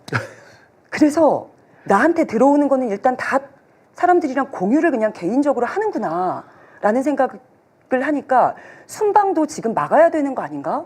이런 태도를 가진 분이 나가서 외교를 하면 더 실이지 않을까 이런 생각을 했습니다. 네. 자, 그다음 또 이야기도 한번 해봐야 될 것 같아요. 특검 이야기인데 특검은 헌법 위반이다라는 이야기였습니다. 대통령과 여당이 반대하는 특검을 임명하는 자체는 헌법에 반하는 발상이고 이건 정치 선동이다라고 이야기를 했는데 여기에 이제 민주당 박찬대 원내대표가 본인이 그런 특검 출신이다 이렇게 이야기를 하고 미국 그 특검 이야기를 막 장황하게 풀어놓습니다. 그랬을까? 개벽다구 같은 말 또 투인데요. 네네. 아까 저는 적어도 그 검사 출신이고 법률가잖아요. 네. 그럼 그 국가의 현행헌법을 따르는 게 맞는 겁니다. 네네. 우리나라 현행헌법에 의하면 국회가 특검에 대한 법안을 통과시켜서 추천 권한을 가지고 있고 추천을 하면 대통령은 거기에 선택을 해야 되는 거예요. 그러니까 이건 예를 들면 할 수도 있고 안 할 수도 있다는 게 아니에요. 해야 되는 거예요. 근데 그 행위에 대해서 미국의 예를 들면서 뭐 반헌법적이라고 얘기하는 건 대통령 스스로가 자기는 헌법을 부정하겠다는 얘기를 하는 거거든요. 그리고 제가 알기로는 미국 사례 같은 경우도 우리랑 좀 다른 측면이 분명히 있어요. 그러니까 그 특검을 임명하는 법무부 장관이 우리처럼 대통령 마음대로 대통령에 자주지되고 대통령을 위해서 목숨을 거는 사람이 아니에요. 네. 매우 예를 들면 독립된 기관을 가지고 있는 측면이 분명히 있기 때문에 그러니까 자기가 좋은 것만 가지고 오는 거예요. 자기가 필요한 것만 가지고 오는 건데 저는 그렇게 말씀하시면 미국으로 가세요. 미국으로 가세요. 아니 대한민국 대통령은 헌법과 법률을 준수하겠다고 국민 앞에서 선서를 하고 대통령직을 수행하는 사람입니다. 그리고 특검은 우리 현행 법률 하에서 그 권한을 다 행사할 수 있게 다 만들어놨어요. 그리고 헌재에서도 입법권인 국회에서 결정하는 재량권을 다 인정해야 된다고 얘기를 했어요. 그러니까 이게 재량범인 거예요. 근데 대통령이 뭐라고? 자기가 헌법 위에 있습니까? 자기 마음대로 예를 들면 그렇게 재단을 하는 건 본인 스스로의 발언 자체가 반헌법적인 거죠. 네, 탄핵 소추라는 것은 중범죄에 해당되는 사람에게만 하는 것이다. 미국에서는 탄핵당한 대통령이 하나도 없었다라는 이야기를 하고 있습니다. 근데 제가 기억하기로 클린턴도 하원에서 탄핵됐던 걸로. 네, 이제 상원에서 통과가 돼야 되는데 하원에서는 통과가 됐는데 이제 상원에서 통과가 안 돼. 저기도 마찬가지죠. 누구야 저기 지금 대통령 된 트럼프도. 네네네. 그러니까 탄핵을 시도는 했으나 최종적으로 탄핵이 통과가 안 된 거기 때문에 네. 지금이 미국이 가지고 있는 상원제도의 독특함이 분명히 있는데 상원의 압도적 다수를 갖지 않으면 제가 볼 때 60명 이상인가 뭐 이걸 해야지만 되는 상황이 우리가 똑같아요 따지고 보면. 그러면 상원이 우리나라로 치면 헌법재판소 역할을 하는 거지 않습니까? 그죠. 그러면 하원에서 통과되는 것은 많이 통과된 거잖아요. 클린턴은 저기 제가 알기로 그거 뭐죠? 그거 루인스키 성추문으로 탄핵됐잖아요. 네. 아니, 근데 닉슨 같은 경우도 그 자리에서 내려올 때 보면 제가 이제 듣기로 장관을 먼저 법무부 장관 탄핵시키고 네네. 차관한테 그거 자기 뜻대로 움직이라고 네. 해서 그 부분 걸려가지고 지금 우리나라 현재 비슷한 상황이라고 생각하거든요. 네. 그럼 미국 가도 탄핵될걸요? 윤석열 대통령? 아니요 하야였죠. 그러네요. 탄핵시키려니까 나 하야할래. 끌어내렸네. 그런 눈치가 없어요. 이거. 저는 그 예를 왜 들었을까요? 저는 정말 이해가 안 가는 게요. 이게 특검과 탄핵을 연결시키는 것 자체가 사실 좀 이해가 안 가요. 이걸 특히 본인이 이야기하는 본인 스스로가. 더 이해가 안 가요. 왜냐면요. 특검은요. 수사잖아요. 우리가 수사를 통해서 무언가 범죄 혐의가 나왔을 때 그걸 가지고 이제 탄핵을 할 거냐 말 거냐 하는 건데 지금은 수사 자체를 받지 않겠다고 하는 거잖아요. 그러면서 하는 이야기가 특검하면 다 나온다. 이 얘기를. 그럼 그 수사가 잘못된 거 아닙니까? 그럼 그런 제도 자체가 잘못된 거 아니에요? 그런데 본인은 그걸 여태껏 하셨잖아요. 그렇죠. 만약에 어저께 하셨던 이야기를요. 주어만 싹 가리고 5년 전에 윤석열 대통령 본인에게 주잖아요. 이런 말도 안 되는 소리가 있어라고 할걸요? 없는 것도 다 만들어서 탄핵될 수 있다. 특검 그럼요. 들어가면 이야기를 한 거잖아요. 예. 아니 그럼 본인이 그렇게 하셨다는 이야기를 자백하는 거나 다름없고요. 일반인들은 이 말이 정말 이해가 안 가요. 왜? 일반인들은요. 지금 당장 경찰이 와가지고 너 잘못했어. 특검해야 돼 해도 자기가 잘못한 게 없으니까 무서울 게 없어요. 나 왜? 내가 뭐 잘못했는데 이게 나오거든요.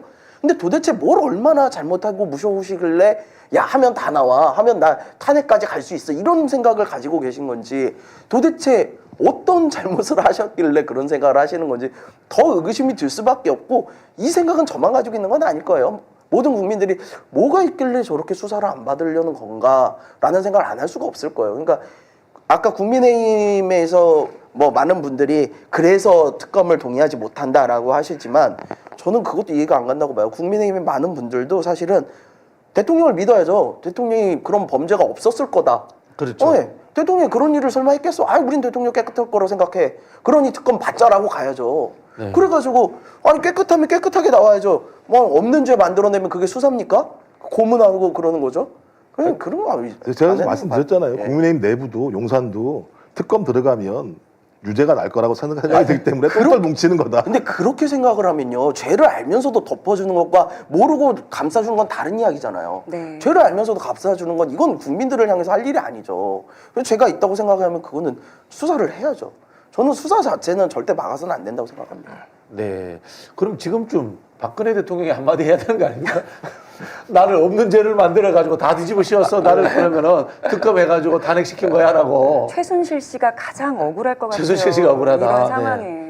최순실 씨는 억울하다는 이야기를 계속 하고 있어요.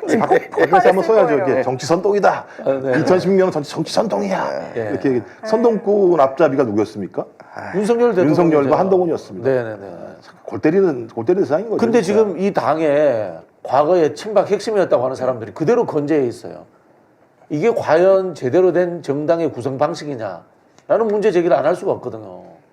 그게 아까 말씀하셨듯이 의견을 전달하니까 그러는 거예요. 의견을 전달하니까. 이게 당에서요, 이제 일반 국민들이 많은 오해들을 하시는데요. 당대표를 비롯해서 당에 있는 사람들이 공천에 개입을 하면 안 됩니다. 절대로. 그러기 때문에 공천관리위원을 외부에서 모셔가지고 위원을 그렇게 임명을 하고 독립적인 권한을 주는 거예요. 그리고 실제로 공천관리위원회에서 결정을 내리잖아요. 그거에 대해서 최고위원회 올라와서도요. 최고위원회가 야, 이 사람 빼고 이 사람 너라고 못해요. 그냥 이거 자체를 재가를 하고 재가가 못하면 반려를 한번 합니다. 근데 반려를 해도 다시 오면 그냥 통과시켜 줘야 돼요. 무조건. 이거 개입을 절대 못하게끔 되어 있어요. 그만큼 공천은 독립적으로 돼야 되는 부분이거든요. 근데 그거에 대해서 내가 뭐 친한 사람들 있고 좋은 사람들 있어가지고 뭐 의견을 줬어. 의견을 주는 것 자체 굉장히 심각한 당무 개입이고요. 업무 방해 행위예요. 이거 절대로 해서는 안 돼. 하지 말라고 법을 만들어 놓은 거예요. 근데 그걸 그러니까 이게 죄송한 얘기지만 정치를 안 해보신 분이 갑자기 준비도 없이 들어와서 너무 큰 권력을 쥐게 되니까 공사 구분도 안 돼, 해서는 안 될까, 해도 될 일을 구분을 못해, 이런 일이 벌어지는 거죠. 만약에 어저께 말씀하신 대로 정말로 대통령 본인께서 추천한 사람들을 내가 공관이 직접 전달을 했다, 이거는 심각한 범죄 행위예요. 그렇게 말씀했어요. 그러니까 그게 실제로 이루어졌다면 정말 심각한 범죄 행위예요. 진짜로. 그거는 정당이 그걸 받아서도 안 되고요. 공관이 전달하는 것 자체가 일단 부당한 압력이에요. 그렇게 하면 안 되죠. 대통령이 말한다고 해서 그게 다 받아들여집니까?를 되물었는데 받아들여지지 않아요. 김영선 씨는 받아들여지고 대통령 정도 당선인이 얘기하는데 누가 그거를 거부할 수가 있겠어요? 아니 일단 하면 안 돼요. 아까 안 하면 안 되는데. 하면 안 되는 일을 하는 아니요, 거예요. 앞으로는 새로운 뉴노멀이 생긴 거죠. 네. 개고생을 해라, 선거 때는. 네. 그 대통령 입으로 고생을 해서 얘는 해도 된다라는 얘기를 들어라. 눈에 들어라. 그러면 전략공천 받아가지고 그 소위 경상도 같은 지역, 진짜 깃발만 꽂으면 되는 곳에 가서 국회의원직 하는 거죠, 뭐. 네. 자, 그런 상황인데요. 지금 야권의 입장은 조금씩 차이가 있는 것 같습니다. 특검, 탄핵, 개헌 이 세 개의 키워드가 이제 대안으로서 나오고 있는데요. 현재 지금 조국혁신당은 네. 특검, 탄핵, 개헌 셋 다 가는 겁니까? 네, 셋 다 하고 있고 네네. 개헌으로 임기 단축을 하자는 조국 대표께서 창당하고 저희가 이제 총선 끝나고부터 계속 이야기를 하셨던 부분이에요. 그래서 그 부분에 이번에 탄핵까지 좀 강력하게 탄추위 꾸리면서 매주 회의하고 이제 자료들 법리적으로 분석하고 그리고 이번 달 안에 골자가 굵직한 것들이 완성이 됩니다. 거기에 이제 국민들 의견 반영해서 살을 붙일 거고요. 어쨌든 12월이 되기 전에 나오는 것으로 저희는 계획을 하고 있어요. 근데 이제 상황의 변화가 좀 있지 않나요? 예를 들자면은 과거에 이제 탄핵과 개헌이 투 트랙으로 가겠다라고 했는데 그 개헌의 이야기가 만약에 탄핵이 되더라도 헌재에서 기각된다거나 탄핵 정족수를 채우지 못했을 때의 이야기를 하고 있는 상황인데 지금 이 정도 상황이면은 지금 녹취록까지도 나왔잖아요. 네. 특검이 들어가면은 이른바 스모킹 건이 나올 수도 있는 상황인 거고 그리고 대통령이 탄핵된 이후에 직무정지가 된다면은 수많은 증거들이 나올 가능성이 높은 상황에서 네. 개헌을 과도하게 일찍 내세우는 게 좀 논점을 흐리지 않나 이런 비판도 있거든요. 그러니까 딱 하나의 방법만 우리가 이걸 적용하면 네. 주변으로 빠져나갈 어떤 구실들을 많이 줄 것 같아서 적절한 예인지 모르겠지만 사면초가 상태를 만들어 놓는 것이 가장 확실하게 이 정권을 끝내는 거라고 지도부는 생각하고 계시는 것 같고요. 네. 그리고 지금 한번 대국민 담아 보십시오. 모든 국민이 담이 오게 생긴 이 윤 대통령의 발언 그리고 앞으로 임기 동안 열심히 달리겠다는 발언 하야는 안 할 것 같잖아요. 뭐가 나와도 육성까지 나왔는데 하야 우리가 열심히 외치고 있지만 국민들이 끌어내릴 텐데 너한테 대통령에게 한번 기회를 주겠어 했는데 좀 그럴 생각도 없는 것 같고 그러면 방법이 없죠. 탄핵, 특검 그거밖에 없다고 생각합니다. 네. 그 지금 민주당은 이런 부분에 대해서 특검 외에는 다른 입장을 정한 게 없죠. 제가 알기로는 이제 우리는 한 XX만 패. 특검만 팬다. 왜냐하면 뭐 다양한 얘기를 할 수 있습니다. 뭐 네. 탄핵을 얘기할 수도 있고 그다음에 말씀하신 개헌을 얘기할 수도 있는데 저는 특검이라고 하는 걸 돌파하지 못하면서 우리가 탄핵이나 개헌을 얘기하는 건 좀 거짓말 같다라는 생각이 드는 거예요. 그러니까 소위 이제 그 200명이라는 개선이 분명히 있는 거고 여기에 대해서 이 뚝을 뚫지 못하는데 그 뚝을 뚫지 못하는데 우리가 탄핵을 할 수 있나? 그다음에 우리가 개헌을 할 수 있나라고 하는 측면에서 뭐 다양하게 얘기할 수 있습니다. 왜냐하면 많은 분들이 이런 얘기가 나오는 이유는 조기에 윤석열 정부를 끝장냈으면 좋겠다라고 하는 국민적 바람이 분명히 있는 건데 그 바람들을 다양하게 얘기할 수 있을지 모르겠습니다만 지금 우리가 집중해야 될 민주당 내부에서도 특검을 통해서 국민들이 봐도 명백한 그리고 법률적으로 봐도 명백한 탄핵 사유가 나온다면 개헌을 떠나서 탄핵을 하는 게 좀 맞다는 생각이 들고요.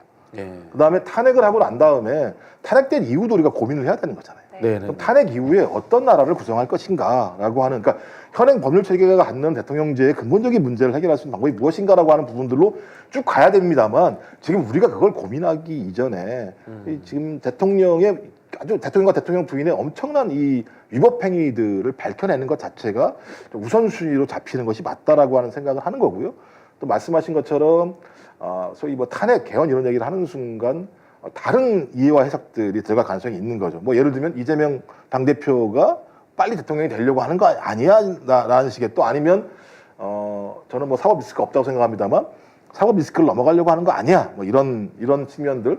그다음에 뭐 이재명 대표 때문에 그렇지만 조국 당대표도 마찬가지 또 이런 문제가 다 걸려 있는 거잖아요. 그래서 그런 부분들에 우리가 쓸데없이 의혹을 받을 필요는 없이 특검을 통해서 명명백백하게 정치적 중립성을 가진 수사 집단들이 범죄 혐의들을 밝혀내는 게 맞다라고 좀 집중하는 것이 지금은 맞지 않을까라는 판단을 하고 있는 거죠. 네. 저도 사실 한 1년 전까지만 해도 전략적 의미에서 임기단축 개헌도 의미가 있지 않나 그런 생각을 했는데 지금은 어쨌든 녹취록도 나오고 있는 상황이고요. 또 한편으로 보면은 이게 특검이 돌파될 것 같던 이 가능성도 자꾸 높아진다라는 느낌은 받아요. 네. 한동훈계의 움직임도 있고 다른 의원들의 반란도 있고 그런 상황에서 지금은 임기 단축이라는 개헌을 던져버리면은 이게 윤석열 측과의 타협 또는 뭐 사후 보장 이런 느낌을 좀 받을 수 있는 느낌이 들거든요. 그런 부분들은 좀 어떻게 당에서는 고려를 안 하나요? 이제 국민의힘 그래도 차기 대선 주자들로 우리가 예상해 볼 수 있는 분들의 SNS에 올려놓은 글 보면 나경원 의원도 어제 대국민 담화는 너무 좋았어 라는 얘기를 평가를 하더라고요. 네네. 그거는 줄대기라고 생각합니다. 저는 나를 다음 주자로 좀 생각을 해줬으면 좋겠어. 네. 근데 그 얘기가 안 되나 희망은 가질 수 있잖아요. 안 그러면은 누구나 정상적인 사고를 한다면은 비판받아야 마땅한 대국민 담화였는데 그걸 그렇게 평가한다는 거는 부끄러움을 무릅쓰고 윤 대통령의 눈에 들기 위한 아니면 국민의힘을 지키려고 나는 정말로 이렇게까지 철판 깔고 SNS에 이런 글을 게재했어 라는 걸 보여주기 시기인 것 같고요. 그리고 특검은 통과가 제가 이제 지난달, 지지난달도 말씀드렸지만 특검은 통과가 될 것 같습니다. 네. 그 내부에서 앞으로 뭐 보궐도 있을 거고 지역구 선거도 있을 텐데 이 대통령만 보고 대통령이란 사진 찍은 걸로 홍보할 계획인 국회의원들 지금 있나 한번 물어봤으면 좋겠어요. 있는 것도 빼야죠. 그러니 있는 것도 빼야 돼요. 대통령 빨로 선거 못 하실 거잖아요. 그러면 당연히 쇄신하고 가는 것이 그분들한테도 털고 가는 게 더 당 입장에서도 좀 깔끔하고 좋지 않겠습니까? 네. 네. 개혁신당은 특검, 탄핵, 개헌 요 세 키워드에 대한 입장들이 다 있습니까? 저희는 일단 특검이 제일 우선이죠. 특검 그러니까 우선이다. 탄핵은요, 제가 전에도 한번 말씀드렸습니다만 우리가 심정적으로는 탄핵 이미 저는 어느 정도 이루어졌다고 봐요. 국민이 10%대 지지율이 의미하는 건요, 10중 8구의 국민들이 야, 대통령 잘못하고 있어라고 얘기하는 표현 거잖아요. 좋네. 예, 입에 딱 붙네. 예. 10중 8구. 네. 그리고 10중 8구의 사전적 의미는 거의 모두라는 뜻입니다. 네네네. 그러니까 모든 국민이 잘못하고 있어라고 보고 있으면 이건 이미 심리적 탄핵 상태예요. 근데 그게 아니라 이제 헌재를 통과를 하려면 법률적인 탄핵이 이루어져야 되잖아요. 그러다 보니까 그러한 증거, 이제 법정에서 쓰일 수 있는 증거를 찾기 위해서 탄핵 전에 특검은 무조건 필수적입니다. 그래서 특검을 통해서 뭔가 진짜 확실한 문제가 나오면 그때 탄핵을 얘기하는 게 맞는 거고, 저는 사실 민주당이 요번에 스탠스를 좀 잘 잡고 있다고 저는 개인적으로 보여요. 제가 예전에 그쪽에 있었을 때는 너무 앞서서, 그러니까 국민들보다 항상 한 발 앞서가지고 이야기하는 게 저는 되게 부담스럽고, 나중에 특히 수권 정당을 꿈꾼다면은 절대 그렇게 가서는 안 된다는 생각을 했었는데, 이번에는 굉장히 신중하시더라고요. 그래서 특검부터 해야 된다. 저는 거기 100% 동의하고요. 이제 저희는 그걸 넘어서서 그 얘기는 해요. 지금 물론 아까 말씀하셨듯이 윤석열 정부에 대해서 어느 정도 타협점으로 제시될 수 있는 부분이 있다. 어떤 것이? 개헌이라는 것이. 라는 생각을 하지만, 지금 개헌 이야기를 안 할 수가 없는 게, 개헌은 어쨌든 이런 불행한 역사에 대한 반복을 막는 근본적인 이제 대처 방안이거든요. 근데 어떤 대통령도 자기 때 이걸 안 해요. 자기 때 이걸 안 하니까 지금 이렇게 궁지에 몰린 대통령을 얘기를 해서라도 이 대통령에 대한 권한을 줄이고, 그다음에 중임제로 가고 뭐 이런 식의 개헌을 좀 해야 되는 상황이다 보니까 지금 한번 논의를 하는 것이 맞지 않냐라고, 그래서 저희는 개헌 이야기도 같이 좀 하고 있는 상황이고요. 근데 일단 제일 중요한 건 특검입니다. 특검을 안 받으면 안 돼요. 수사 자체를 거부하면 안 됩니다. 네. 근데 제가 알고 있로는 지금 개혁신당의 개헌과 조국혁신당의 개헌에 이 방점이 찍히는 차이가 있는 것 같아요. 조국혁신당은 임기 단축에 좀 더 있다면은 지금 개혁신당에서 이야기하는 개헌은 87년 체제를 종합적으로 제왕적 대통령제를 없애자라는 그런 쪽에 지금 초점이 있는 거죠. 네, 맞습니다. 좀 더 중장기적인 이야기인 거죠. 네, 맞습니다. 근데 그러면서 자연스럽게 임기 단축 이야기도 뭐 나올 수밖에 없기 때문에. 네. 네. 뜻을 같이 하십니까? 같이 하기는 어렵습니다. 죄송합니다. 자, 그럼 예, 정치적인 부분이기 때문에 저희 같은 주장을 해도 똑같이 커피를 마시자고 그래도 조금 다릅니다. 우리가 지금 교집합이 있는데 제가 파악한 바는 상당히 달라요. 상당히 다른데, 자 개혁신당 조국혁신당에서의 개헌은 언제입니까? 저희는 최대한 빨리 2015년 아닙니까? 저희는 처음에 창당하면서 검찰 독재 조기 종식이 캐치프라이즈였어요. 그러니까 언제 개헌하자는 이야기입니까? 몇 년도에? 더 말씀을 나눠보고 저희 이 이후에 네네. 그 황운하 원내대표 네네. 나오시는 걸로 알고 있거든요. 네. 대표께서 얘기하시는 게 훨씬 더 안전하고 네네. 저는 조심해야 되는 상황이에요. 최대한 빨리 개헌하자는 거 아닙니까? 하여튼? 네, 그렇습니다. 개혁신당은 2026년 정도 생각하고 계시는 거죠? 아니요, 저희는 그 시점에 대해서는 굳이 그건 없어요. 근데 개헌이라는 게 아시다시피 지금 몇십 년째 지금 개헌을 못 하고 있잖아요. 이게 네. 사회적인 공감대가 충분히 있어야 되고, 의장님도 힘을 실어주셔야 되고, 여기 계신 모든 당이 힘을 합쳐야만 되는 일이다 보니까 사실 세석 정당이 아무리 얘기해도 저희가 컨트롤할 수 있는 부분은 없어요. 그러다 보니까 이거를 만들어가고 논의를 빨리 시작하자, 이게 우선입니다. 그래서 논의를 시작해서 되는 시점이야 이 논의가 어느 정도 협상안이 만들어져야지 이야기가 되지 않겠습니까? 근데 그 안을 만드는 것도 너무 오래 걸릴 거예요. 그리고 그거 공표하고 국민들한테 또 설명하고 그 과정도 필요하거든요. 그런 거를 종합해 봤을 때 시간이 걸리는 건 어쩔 수는 없어요. 지금 개헌 절차법도 안 만들어져 있어요? 네, 맞습니다. 네. 준비하고 계시는 걸로 알고 있는데. 네. 자, 여기에서 민주당 그 자칭 개헌파들이 좀 굉장히 넌센스라는 생각이 드는 게, 이분들이 이른바 강성파 아니에요, 민주당에서? 그렇죠. 강성파들이 왜 개헌을 이야기하는지 저는 이해가 안 돼요, 솔직히. 그러니까 뭐 핵심적으로는 그런 거 있죠. 조기에 윤석열 정부를 끝낼 수 있는 네. 네. 가장 합법적 이행 방식이라고 보는 것 같아요. 이 부분이. 그러면 그 범법자가 또 범법 행위가 있더라도 정치적 타협에 의해 가지고 그냥 덮어주고 넘어간다는 아니, 그런 특검은 특검들 하자는 건데. 특검들 하고. 그러니까 이제 말씀하신 것처럼 특검을 하게 되면 특검 네. 준비하는데 한 달에 수사 정도 걸릴 거고 네네. 수사를 하게 되면 3개월 정도 걸릴 거고 네. 만약에 수사를 했는데 3개월 미진하게 되면 또 연장을 하게 되면 네. 한 4개월, 그러니까 6개월, 7개월 정도가 걸리고 네. 그 범죄 혐의가 나온 다음에 네. 야 이게 탄핵 사유가 아니야 최종적인 판단을 하게 되면 또 시간이 걸릴 것이고 그러면 네. 또 의회에 모여서 네. 탄핵을 의결을 하고 난 다음에 헌재에 가면 3개월이 또 걸리잖아요. 네. 그러니까 지금부터 시작을 해도 제가 볼 때 그러니까 특검이 통과된다고 하더라도 1년 정도의 기간들이 걸리는 상황인 거죠. 그러니까 그분들 생각이죠. 그렇죠. 절차상으로 그런 거죠. 그러면은 내년 말 아니면 잘못하면 내후년 초가 되지 않겠어? 이렇게 생각을 하는 거고 제일 깔끔한 거 그럴 바에는 내년 5월 달에 그냥 뒤에 있는 부칙만 바꿔서 네. 부칙만 바꿔서 통과시키면은 합법적으로 이행이 되고 대통령의 권한이 상쇄되게 되면 네. 특검이든 뭐든 다 할 수 있는 거 아니야? 이렇게 생각을 하는 것 같아요. 뭐 특검이야 뭐 대통령직을 상실하고 말건 그걸 할 수 있는 거니까. 근데 문제는 이건 제가 볼 때 되게 이제 머릿속으로만 진행되는 절차적 발상인 거죠. 국민들이 얘기하는 건 뭐냐면 어떤 형태로든지 우리 현행 법률 하에서 위법인 사항들을 밝혀내야 된다는 분노가 분명히 있는 거고 그 분노라고 하는 부분들은 지금 집회라는 것으로 등장을 하게 되고 그다음에 특검을 통과시켜서 저 범죄가 어디까지야를 밝혀고 그 범죄에 맞게 저는 이게 범죄가 밝혀져야 탈핵된다고 생각하지는 않아요. 가정이 다 중간에 발표할 건데 그럼 국민들이 진짜 안 되겠다. 무슨 얼어 죽을 무슨 특검이냐 이 정도 상황이 나왔으면 특검 결과와 무관하게 탄핵할 수 있는 거 아니야라고 갈 수 있다는 생각이 분명히 들거든요.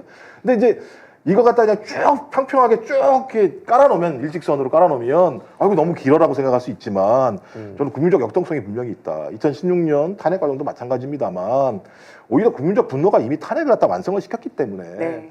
저는 그렇게 예를 들면 자기들의 생각만 주장할 필요가 없다. 좀 오히려 국민들의 분노, 국민들의 어떤 요구 사항들을 따라가는 것이 더 중요한 거지. 내가 이런 판을 만들었으니까 나 따라오세요라고 얘기하는 건 저는 좀 좋은 방식은 아니다 생각이 들어요. 그분들은 2016년 그 갖다 놓고 사건 갖다 놓고 한번 다시 들여다 보셔야 될 것 같아요. 2016년에 12월 26일 날 태블릿 핏이 터집니다. 그리고 이제 국정조사 탄핵이 들어가는 게 언젠가 12월 달에 바로 탄핵해 버려요. 특검에서 아무런 증거도 안 나왔어요. 형사법적 증거도 안 나왔는데 국회에서 탄핵해 놓고 그 탄핵된 상태에서 특검이 진행이 돼요. 그래서 이제 증거가 나오고 3월 10일 날 탄핵이 된단 말이에요.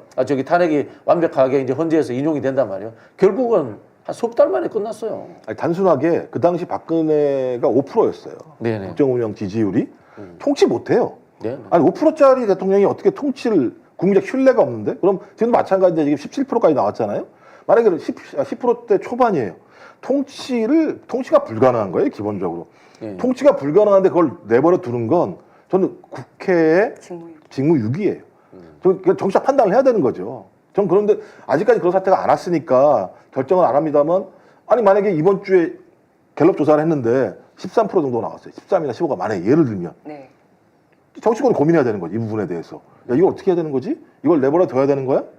전 그렇다면 속도감은 정치권의 판단이 중요한 게 아니라 맞습니다. 국민 여론과 민심이다. 국민 여론과 민심이 그렇게 가는 상황이라면 거기에 맞게 정치권은 몇사봉공해서 대책을 마련하는 게 중요한 건데 지금 선도하려고 하잖아요. 내 방식이 맞을 거야라고 얘기하는 건 저는 좀 타당하지 않는 것 같아요. 탁상공론을 하고 있는 거죠. 네. 어떻게 보면은. 자, 알겠습니다. 오늘 토론은 뭐 여기서 마치도록 하겠습니다. 세 분 다 전반적인 의견이 저희가 모아지는 것은 특검에 집중하자. 특검을 통해서 국민 여론을 모으고 그다음에 이 법률적 증거를 찾아가는 과정들을 동시에 거치자라는 쪽으로 모아지는 것 같습니다. 자, 여러분들도 뭐 저희도 의견이 다 맞는 건 아니니까요. 다양한 의견들 개진해 주시고요. 의견 올려주시면 저희가 소개도 해드리겠습니다. 자, 3당 토론은 이것으로 마치고요. 뒤에는 우리 화구나 조국혁신당 원내대표님 모시고 이 탄핵 소추안에 대해서 듣는 시간 갖도록 하겠습니다. 잠시 후에 다시 뵙겠습니다. 고맙습니다. 네, 고생하셨습니다. 네. 조기 종식 방법에는 탄핵과 개헌이 있습니다. 저희는 무능, 포악, 매국 윤석열 정권을 끝낼 수 있다면 어떤 방법도 좋다고 생각했습니다. 그런데 저희 판단보다 더 빠르게 윤 대통령은 본인 스스로 탄핵 열차에 시동을 걸었습니다. 김건희 특검, 최혜병 특검에 대한 거부권 행사는 명백한 사법 방해입니다. 그냥 넘어가면 국기가 흔들립니다. 완벽한 탄핵 사유입니다. 윤석열 정권은 임기 반환점을 돌기 전에 임기 말 증상이 벌써 나타나고 있습니다. 김건희 씨가 저지른 국정농단, 총선 개입이 드러나고 있습니다. 정권 지지율은 최순실 게이트가 터지기 전보다 더 낮습니다. 누가 봐도 사실상 끝난 정권입니다. 진실 규명과 파면만 남은 상태입니다. 탄핵 준비를 해야 합니다. 가장 먼저 나선 사람이 가장 먼저 매를 맞는다는 두려움이 왜 없겠습니까마는 먼저 나서는 사람이 있어야 마음과 사람을 모을 수 있습니다. 탄핵 준비 의원 모임은 바로 그걸 하겠다는 겁니다. 대한민국과 민주주의를 위한 저희의 절박한 심정이 모든 의원님들이 마음에 닿기를 바랍니다. 박근혜와 윤석열 대통령의 차이는 분명합니다. 아무나 대통령을 할 수 있다는 걸 알려준 사람이 박근혜 씨입니다. 아무나 대통령을 하면 절대 안 된다는 사실을 알려준 사람이 윤석열 대통령입니다. 윤석열 정권이 그래서 더 나쁩니다. 빨리 끝냅시다. 네, 영상 속 주인공입니다. 황운하 조국혁신당 원내대표님 모셨습니다. 안녕하세요. 안녕하세요. 네. 아, 영상 그 뒤에 마지막 이 메시지가 울림이 있네요. 박근혜 대통령, 아무나 대통령을 할 수 없다라는 이야기를 윤석열이 알려줬다라고 이야기를 했는데, 우리 대표님 생각에는 누가 더 나쁩니까? 뭐 아까 방송에도 잠깐 나온 것 같은데, 박근혜 대통령 때는 이제 박정희 대통령의 딸이라고 하는 좀 이제 그 특별한 신분이 있었지만 후광 효과. 네. 네. 그런데 그런데 그거 하나 가지고 저렇게 아무나 대통령을 해도 되나 이런 거에 대한 국민들의 걱정이 많이 있었는데, 실제로 이제 그 걱정이 현실이 돼서 결국 임기 중 탄핵을 당하는 그런 일이 생겼고, 그 당시에 그 박근혜 대통령을 현직 대통령 신분인 대통령을 현직 대통령을 특검 수사를 상대로 특검 수사를 진행했던 수사팀장이 이제 윤석열 검사였죠. 네. 그 어저께 뭐 그 특검의 우연성을 얘기하던데, 본인이 그때 이제 특검에 참여해서 네. 그때도 그 특검의 추천은 야당이 추천을 했거든요. 네. 그리고 그에 대해서 지금 이제 수감 중인 최순실 씨가 그거 특검법이 우연이었다라고 소송을 제기했지만 헌재에서 합헌이다라고 결론이 난 사연이요. 이에 대해서 윤 대통령이 뭐 우연 운운하는 것은 자가당착이죠. 네. 아무튼 뭐 그런데 그때 박근혜 대통령이 아무나 대통령을 하면 안 된다라는 것을 이제 국민들이 좀 깨닫게 된 계기가 됐었는데, 그 뒤에 뭐 윤 대통령이 또 대통령이 돼서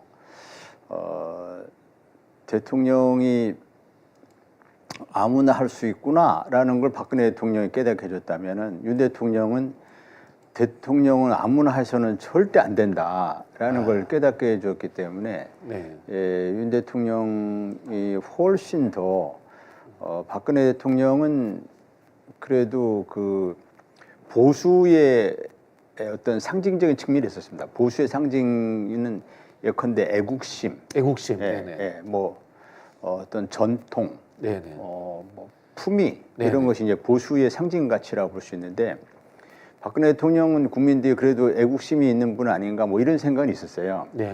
그러나 윤 대통령은 뭐 보수라고 볼 수도 없죠. 보수를 참칭했다고 할까?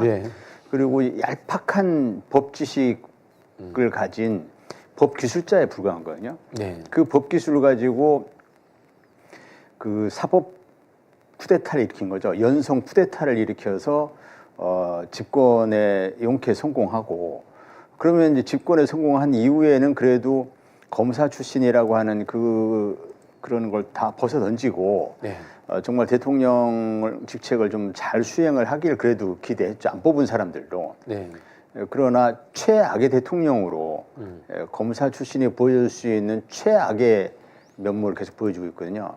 그래서 그때 박근혜 대통령을 수사했던 이렇게 하면 이것이 국정농단이라는 걸 수사했던 검사 윤석열이 그보다 훨씬 더 죄질이 나쁜 그 국정농단 이 범죄가 진행되도록 하면서 그러면서 자신의 법지식이나 법기실로 그걸 빠져나가려고 하는 네.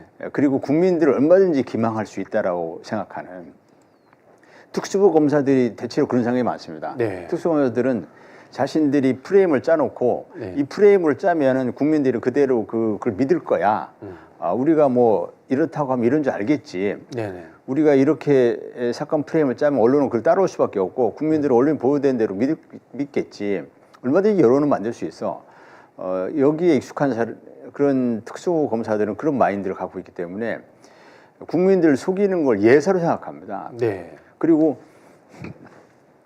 그 거짓말도 예사로 생각합니다. 네. 윤 대통령이 어저께 기자회견에서도 거짓말 굉장히 많이 하던데 네. 거짓말 그냥 예사로 생각합니다. 그리고 그 정도야 국민들 속일 수 있는 거 아니냐. 네. 그리고 속아 넘어간다 국민들이. 이 여기에 특수검사 오랜 생활하면서 거기에 익숙한 그런 그 스타일 어제 보여줬는데 그래서 박근혜 대통령보다 훨씬 더 대통령을 암문해서는 안 된다는 것을 보여준 그런 사람이 윤석열 대통령이다 이렇게 저는 생각합니다. 어제 윤석열 대통령이 특검이 들어가면 안 되는 이유 중에 하나가 느낌이 특검 들어가면 온갖 것들을 다 만들어내서 결국은 유죄를 만들 것이다라는 본인이 그런 뉘앙스를 이야기를 했거든요. 결국 이거는 역으로 본인에게 적용하면 박근혜 대통령 특검에 참여했던 분들이 그랬을 수도 있다라는 하나의 우리가 의심을 만들게 하는 거 아닌가요, 이게요? 그렇죠. 윤 대통령 본인이 이제 한동훈 그 지금 대표도 그렇고 윤 대통령도 그렇고 본인들이 잘 압니다. 네. 이제 검찰 수사라는 것이 없는 걸 얼마든지 만들어낼 수 있다. 네. 그 다음에 또 있는 거는 얼마든지 또 덮을 수 있다. 네. 그것을 그 뭐 직업으로 월급으로 국민들 세금으로 월급 받아가면서 그걸 직업으로 해온 사람들이 있잖아요. 한동훈 대표도 과거에 그 검찰에 있을 때 그 이제 고발사주 먼저 검언유착 관련해서 사건. 수사받을 때 본인이 그런 얘기를 했었습니다. 내가 검찰에 의해서 구속되겠지만 뭐 이런 정확한 워딩은 분명하지 않을 수 있지만 이런 취지로 즉 자신이 나는 억울하다, 나는 죄가 없다. 그러나 나는 검찰에 의해서 구속될 것이다. 네. 그 죄가 없고 억울하지만은 얼마든지 검찰에 의해서 자신들이 구속을 해왔던 거거든요. 그래서 자신도 수사 대상이 되면은 거기에 그 검찰이 짜놓은 틀에 거기에 그대로 벗어나지를 못하고 구속될 수 있다라는 것을 본인이 알고 있는 거죠. 윤석열 대통령 당시 그 특검팀장으로 참여하면서 물론 이제 박근혜 대통령이라는 당시 국정농단의 범죄자들이 죄가 없다는 의미는 아니고 얼마든지 그 없는 죄를 만들고 부풀리고 뭐 국민들을 속일 수 있다는 것을 본인이 특수검사하면서 수탁해 왔거든요. 그러니까 자신이 수사 대상 지금 특검을 극구 거부하는 이유는 자신이 특검을 해봤기 때문에 특검 수사가 시작되면은 자신도 김건희 여사도 예컨대 김건희 특검을 왜 이렇게 거부하느냐? 부인 김건희에 대한 사랑 때문이냐? 이거는 그 정말 본질을 모르는 말씀이고 김건희 여사 특검이 시작되는 순간 김건희 여사에 대한 그 여러 가지 뭐 도이치모터 주가 조작, 양평고속도로, 뭐 공천 개입, 기타 등등 여러 가지 수사를 하다 보면 이게 전부 윤석열 대통령과 공범 관계에 있는 내용일 수밖에 없고 최소한 직권남용은 다 해당이 되죠. 네, 그래서 윤 대통령의 수사 대상에 들어갈 수밖에 없습니다. 그럴 경우에 더 이상의 대통령 직무 수행이 불가능해지는 거거든요. 현직 대통령은 헌법상 이제 불소추 특권이 있기 때문에 소추는 당하지 않을 수 있지만은 최소한 수사 대상은 될 수 있는 거거든요. 이것도 역시 윤 대통령이 검사 시절에 특검 수사팀장을 참여하면서 본인이 했던 이야기입니다. 현직 대통령이 그 불소추 특권만 있을 뿐이지 수사를 못하는 건 아니지 않느냐. 근데 현직 대통령이 수사의 대상이 됐을 경우 대통령 직무 수행이 불가능해지죠. 그렇겠죠. 그래서 윤 대통령은 이 김건희 특검이 시작된 순간 자신은 박근혜 대통령 탄핵 그 수순과 똑같은 수순을 밟게 될 것이라는 것을 너무 잘 알고 있는 것이죠. 네, 네. 특검 물론 이제 윤 대통령과 김건희 여사가 많은 국정농단 또는 여러 그 부패 비리 의혹에 휩싸여 있긴 한데 뭐 직권남용을 비롯해서 대통령 재직 중에 헌법법률 위배 사유가 무려 17개쯤 되는 그런 그 이제 뭐 중범죄의 어제 윤 대통령이 탄핵 대상을 중범죄 대상해야 한다 이렇게 워딩을 했던 것 같은데 현재 윤 대통령이 중범죄의 대상자입니다. 중범죄 혐의를 받고 있는 대상자이고 그래서 그런 중범죄를 들이 이제 드러난다고 보면 그러면은 더 이상 직무수행이 불가능한 것이죠. 그래서 그것 때문에 이제 김건희 특검을 극구 거부하는 이유가 그거에 있다 저는. 네. 자, 윤석열 대통령의 범죄 혐의가 전부 다 중범죄 혐의다라는 말씀을 해주셨는데요. 자, 그래서 지금 이 조국 혁신당에서 17가지의 탄핵 사유를 정리해서 탄핵 소추안을 준비를 하고 있답니다. 오늘 그 내용을 가지고 나왔습니다. 자, 하나하나 저희가 보면서 설명을 해드리겠습니다. 자, 이 표 좀 띄워주실 수 있겠습니까? 네네네. 자, 첫 번째가 대한민국 임시정부의 법통 부정이다. 이렇게 되어 있습니다. 네, 요 하나씩 좀 설명을 드려볼까요? 예, 대한민국 임시정부 법통 부정은 저기 나와 있는 것처럼 그 홍범도 흉상 철거 문제라든지 독도 문제라든지 건국전 논란 등에서 이 대통령은 우리 헌법 전문에 나와 있는 것처럼 우리 대한민국 정부가 임시정부 그 법통을 계승한 것을 이것을 인정하고 대한민국의 그 정부의 법통을 이어가야 할 헌법상 책무에 있는 거거든요. 네, 이것을 부정했기 때문에 대통령이 중대한 헌법 위배 사유가 되는 것이죠. 네. 그다음 왜곡된 과거사 인식 이거 16개 설명을 다 할까요? 시간이 좀 많이 걸릴 것 같은데. 근데 왜곡된 과거사 인식도 이제 마찬가지죠. 그 굴욕적인 강제 동원 대법원 판결을 부정하고 있는 그런 굴욕적인 강제 동원 해법안 또 독립 뭐 하나만 더 예를 들면 독립기념관장 인사 문제, 그 지난 8.15 때 큰 문제가 됐던 독립기념관장 인사 문제라든지 이런 부분에서 대한민국 대통령이라고 보기 어려운 노골적인 그 친일 행각을 드러냈거든요. 그것이 왜곡된 그 일본이 우리나라를 강제 식민 지배했던 그 과거사에 대한 왜곡된 인식을 하고 있거든요. 이 대한민국 대통령으로서의 헌법을 위배한 것이죠.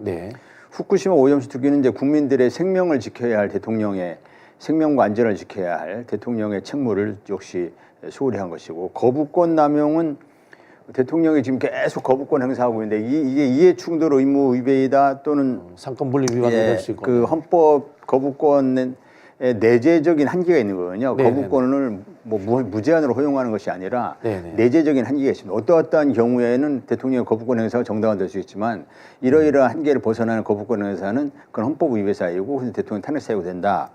여기에 해당될 수 있는 거부권 행사를 계속해갖고 시행령 통치도 이게 굉장히 심각한 문제인데요. 시행령 통치는 국회 삼권 분립을 정면으로 부정하는 것이거든요.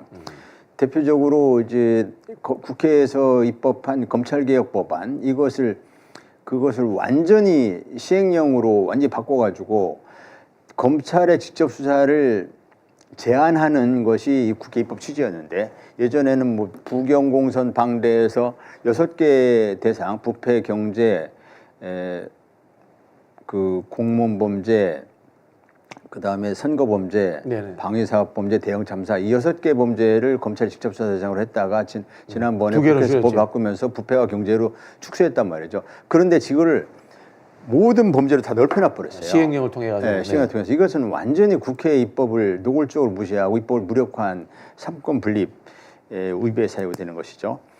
그리고 뭐 수사 기소권 오남용 사례 무수히 많은 수사 기소권 오남용 사례였고 최혜병 사건은 이제 대표적인 그 대통령의 직권남용이죠. 수사의 방해, 수사 방해. 여기에서는 또 이종호라고 하는 블랙펄 인베스트먼트 그 이종호라는 사람이 여기 어떻게 개입했는지, 즉 대통령이 어떻게 그 임성근 사단장 구명에 나서게 되었는지 이 부분은 이종호라는 사람은 김건희 여사의 계좌를 관리해준 이 도이치모터스 주가 조작의 주범이거든요. 네네. 그 김건희 여사와 이렇게 분리해서는 설명이 안 되는 사람인데 이 이종호라는 사람이 여기서 어떤 역할을 했는지 이거 이제 핵심이거든요. 네. 굉장히 중요한 그 헌법법률 위배 사유가 되는 것이고 관세청 마약수사 외화부 여기도 이종호가 등장합니다. 네네. 양평고속도로 이분은 대통령이 된 이후에 이전 아니냐 뭐 이런 얘기도 하던데 대통령이 된 이후에 고속도로 노선이 변경되는 당시 장관이 원희룡 장관일 때 네. 그랬다가 이게 변경되니까 이제 원 장관이 뭐 부랴부랴 백지화선을 해버리는 이런 해프닝이 있었는데 이것도 사실은 뭐 직권남용과도 다 관련이 있겠네요. 예, 뭐 이게 이제 확인된다면. 예, 네. 이거 이 고속도로 노선을 어느 날 갑자기 그 일개 용역사들의 용역 결과에 따른 그 의견에 따른 것이었다 하면서 국책 사업 수조 원의 국책 사업을 하루 아침에 KDI가 수년간에 걸쳐서 타당성 조사해서 이 노선이 타당하다고 했던 것을 일개 용역사가 노선을 확 바꾼다는 게 이게 말이 안 되는 거거든요. 네. 여기에 이제 윤 대통령이나 김건희 여사가 어떻게 관여했는지 밝히는 것이 역시 핵심적인 의혹이 되겠습니다. 명품백수수 이건 너무 잘 알고 계시는 것이고 공수처 무력화도 대통령이 직무를 유기하고 해서 이 공수처를 무력화시켰습니다. 지금 임명도 안 하고 있죠. 이게 직무유기죠. 네. 또 관저 증축하는 데서 온갖 불법적인 부분들이 드러나고 있는데도 불구하고 이분이 이제 계속 규명이 안 되고 있는데 이게 네네. 수사를 통해서 규명을 해야 될 사안이기도 하지만 현재까지 드러난 감사 보고서 내용을 보면 이것도 헌법법 위배 사유가 된다. 네. 그다음에 국정원이 굉장히 퇴행했습니다. 이 부분이 네네. 국정원을 운영을 궁극적으로 이제 관리 운영을 책임지고 있는 대통령이 헌법법 위배 사유가 될 수 있죠. 언론 탄압은 뭐 제가 설명드리지 않아도 너무 잘 아는 내용이고 이태원 참사는 대표적인 그 세월호 참사와 똑같은 그러한 대통령의 국민들에 대한 생명 안전을 수호해야 될 의무를 소홀히 한 것이기도 하고 이후에 이태원 참사 이후에 대통령의 대응이 더 큰 문제입니다. 네. 이후에 지금까지 그 당시에 책임져야 할 국무총리, 행안부 장관 이상민 아무도 책임 안 지고 지금까지 있습니다. 그럼 그 직무유기와 직권남용으로 갈 수도 있겠네요. 이런 정부가 어디 있습니까? 네. 그 이태원 참사 유가족들이 가장 크게 분노하는 것 중에 하나가 어떻게 아무도 책임지지 않고 책임져야 될 정부의 그 최고 책임자격인 국무총리는 아니라 하더라도 그럼 장관이라도 누구 한 명이라도 책임지는 모습을 보여야 되는데 그때 그 장관이 지금도 있는 겁니다. 네네. 그 유족들이 너무 기가 막힌 거죠. 이 부분은 이제 대통령 으로서의 좀 국민들의 생명과 안전을 무시하는 이러한 기본 마인드가 결여된 국민들의 생명과 안전을 수호해야 한다는 기본 마인드가 결여된 그런 상징적인 의미가 있는 사건입니다. 그다음에 국민의힘 당무 개입했다는 것은 국민의힘의 대표를 뭐 대통령이 바꿔쳤었지 않습니까? 이준석 네네, 대표 네네, 내쫓고 네네, 뭐 네네. 김기현 대표 내쫓고 뭐 이런 노골적인 당무 개입을 해갖고 이런 부분도 과거에 윤석열 검사 본인이 특검 수사할 때 네네. 박근혜 대통령이 그 당시 새누리당인가의 당무에 개입했다, 공천에 개입했다 하면서 그걸 수사해가지고 기소해서 유죄 판결을 받은 당사자인데도 불구하고 본인이 그보다 훨씬 더 심각한 수준으로 당무 개입하고 공천 개입을 했다.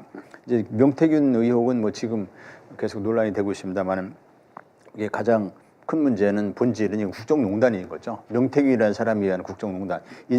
그 공천 인사 개입뿐 아니라 뭐 산단 지정 과정에서 산단 지정 또는 투기 과열지구 해제 이런 과정에서 사인인 민간인인 명태균 씨가 어떻게 개입을 해서 그 국정의 중요한 정책 결정에 개입을 했는가 이 부분이기 때문에 뭐 심각한 국정농단 사유고 이런 부분들이 그 다 헌법 법률 위배 사유로서 중대한 사유 하나하나가 대통령을 탄핵에 이르게 할 만큼 즉 탄핵이라는 것은 워낙 사안이 중대하기 때문에 헌법 법률 위배 사유가 중대해서 대통령을 파면함으로써 얻는 헌법 수호의 가치가 있는 것이고 네네. 대통령을 파면함으로써 우리가 손해봐야 할 국가적인 혼란 손실들이 있습니다. 대통령 파면으로 인해서 얻을 수 있는 헌법 수호의 이익이, 공익적인 이익이 대통령 그 파면으로 인한 국가 손실을 압도할 만큼 이익이 클 때 이때 파면할 수 있는데, 이 17개 사유가 하나하나가 그렇게 중대한 사유라고 헌재는 판단할 것이라고 저는 믿고, 또 그 이런 사유들 하나하나가 이제 헌재가 어떻게 판단하든 국민들이 보기에는 이런 사유를 가지고 정상적인 국정 운영은 어렵다, 이렇게 이미 그 심리적으로는 탄핵을 했다라고 보고 있습니다. 네. 자, 긴 시간 동안 이 설명을 해주셨는데요. 우리 이 파일은 커뮤니티라든가 계속해서 좀 우리 그 국민들이 다운받아서 볼 수 있도록 조치를 해줄 것을 부탁을 좀 드리겠습니다. 자, 17개의 사유면 이게 박근혜 대통령 때보다도 많은 것 같은데요. 그래도 이 중에서 가장 좀 주요하게 직접적 그 탄핵의 원인으로 작동할 것이다 라고 생각하는 뭐 한두 개를 꼽자면은 어떤 이슈일까요? 아무래도 명태균 게이트와 최혜병 사건이겠죠. 네.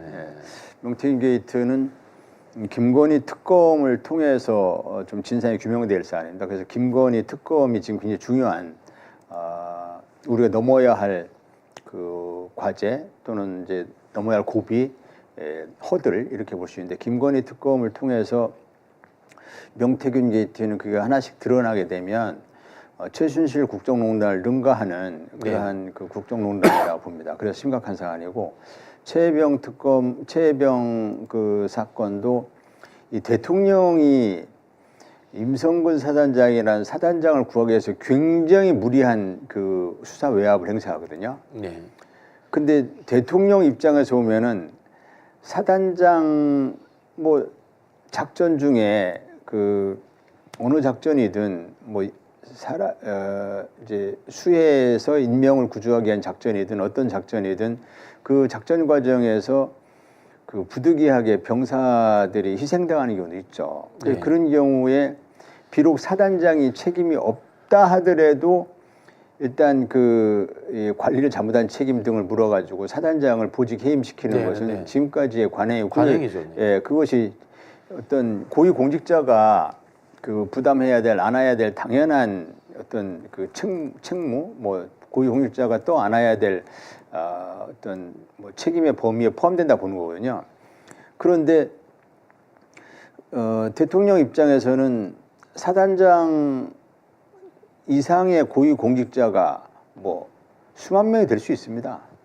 뭐 대충 세보지는 않았지만 어쨌든 굉장히 많은 사단장이 그다지 대통령까지 나서서 가지고 절대적으로 이걸 지켜야 될 그런 고위 공직자에 포함되지도 않을 텐데, 그 사단장을 지키기 위해서 대통령이 굉장히 무리를 합니다. 네. 이거는 김건희 여사가 그 임성근 사단장을 꼭 지켜내야 된다라는 그러한 그 명태균 씨 표현에 따르면은 윤석열 대통령은 장리무사고 장리무사 위에 올라타 있는 안전벨 주술사가 김건희 여사다, 이렇게 표현했는데, 그 안전벨 주술사가 그렇게 명령을 하는 거죠. 네. 임성근 사단장은 보호해야 돼. 그러니까 굉장히 무리하게 이렇게 그 임성근 사단장 구명에 나선 게 최혜병 사건의 가장 본질이고, 그럼 왜 임성근 사단장 구명에 나섰느냐? 이종호라는 사람이 아니면 설명이 안 됩니다. 네. 이종호 씨와 김건희 씨 오랜 관계, 주가 조작 공범 관계. 그러니까 이종호라는 그 블랙펄 인베스트먼트 그 주가 조작의 주범, 그 사람이 주가 조작에 관해서 지금 그 검찰이 무리한 불기소를 했지만, 그 이종호라는 사람이 검찰에 어떻게 진술하냐에 따라서 김건희 여사의 주가 조작이 증거가 드러나냐 마냐, 이건 검찰이 아무리 불기소로 봐주고 싶어도 도저히 봐줄 수 없는 그런 상황이 되느냐 여부가 이종호 씨의 입에 달려있는 상황이라면, 이종호 씨의 얘기에 그 김건희 씨가 안 들을 수가 없는 상황이 된 거고, 그럼 김건희 씨가 이에 대해서 윤 대통령에게 굉장히 절실하게 이건 죽고 사는 문제다, 이렇게 얘기를 하지 않았을까, 이렇게 추정이 되는 겁니다. 이건 이제 제 추론인데 굉장히 합리적인 추론이죠. 저 혼자 하는 추론이 아니고 많은 분들이 그렇게 그런 의구심을 가지고 있죠. 그렇기 때문에 이 부분 최혜병 사건은 굉장히 심각한 역시 뭐 국정농단이기도 하고 심각한 탄핵 사유다 이렇게 봅니다. 네. 그 탄핵 소추를 하려면은 의원들 3분의 1이 서명이 필요한가요?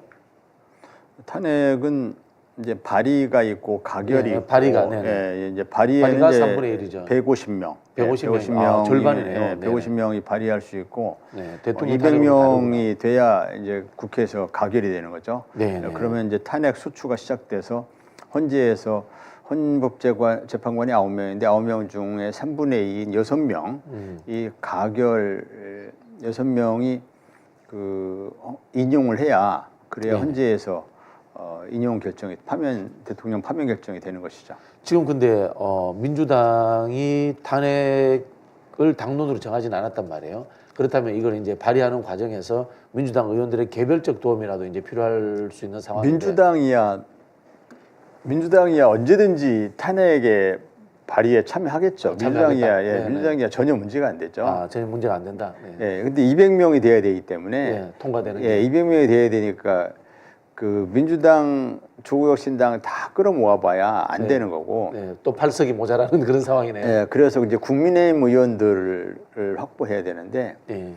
예, 국민의힘 의원 확보하는 데는 이제 그 민주당의 책임 있는 정치인들, 중진 정치인들이 적극 나서야죠. 네. 예, 그래서 국민의힘 의원들에게 정말 그 애국심과 양심에 호소를 해서 국민의힘 의원들이 이건 나라를 위해서 어쩔 수 없다. 또는 보수의 괴멸을 막기 위해서 윤석열 대통령과 손절할 수밖에 없다. 네. 이런 판단을 하게 이렇게 잘 설득을 해서 그래서 거기에서 국민의힘 의원들이 그 탄핵의 가결 네. 찬성표를 던질 수 있게 만들어야죠. 그게 핵심이죠. 민주당은 뭐 걱정할 필요 없다.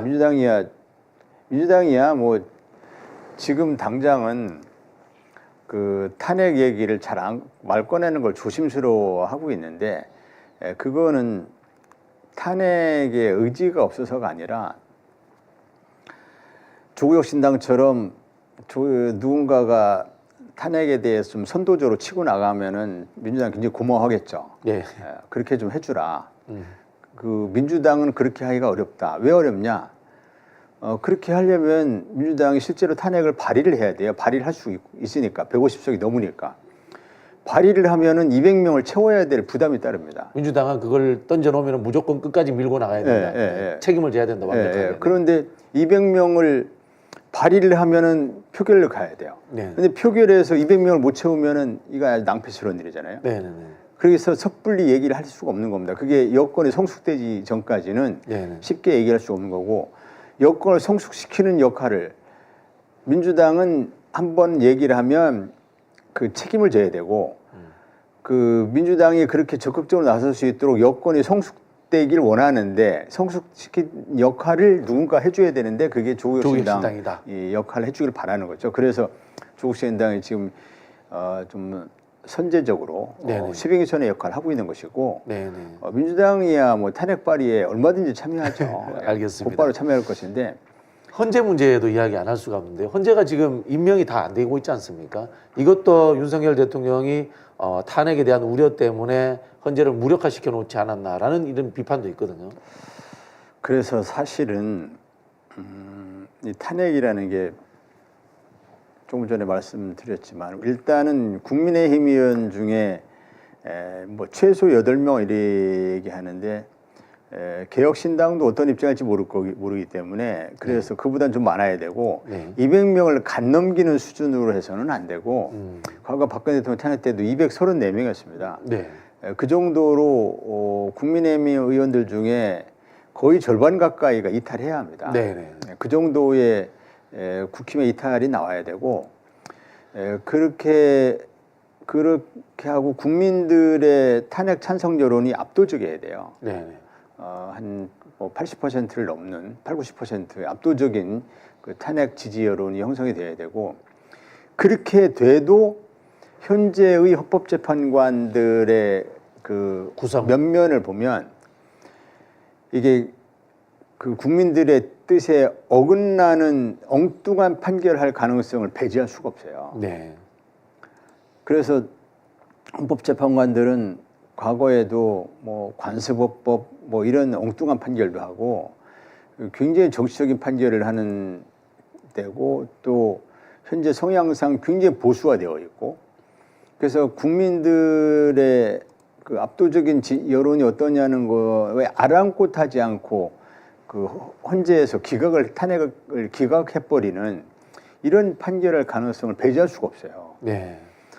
지금 9명 중에 6명이 있고 3명이 비어 있는데 윤 대통령이 그 3명이 2명은 야당 몫이고 1명은 여당 몫인데 그 여당 몫을 언론 보도를 보면은 뭐 이완규 법제처장 같은 분을 뭐 이렇게 추천할 것 같다 뭐 이런 얘기도 있던데 이완규 법제처장 같은 분 만약 헌법재판관이 되면 국민들의 99.99%가 탄핵을 지지해도 탄핵 반대 논리를 쓸 사람이거든요.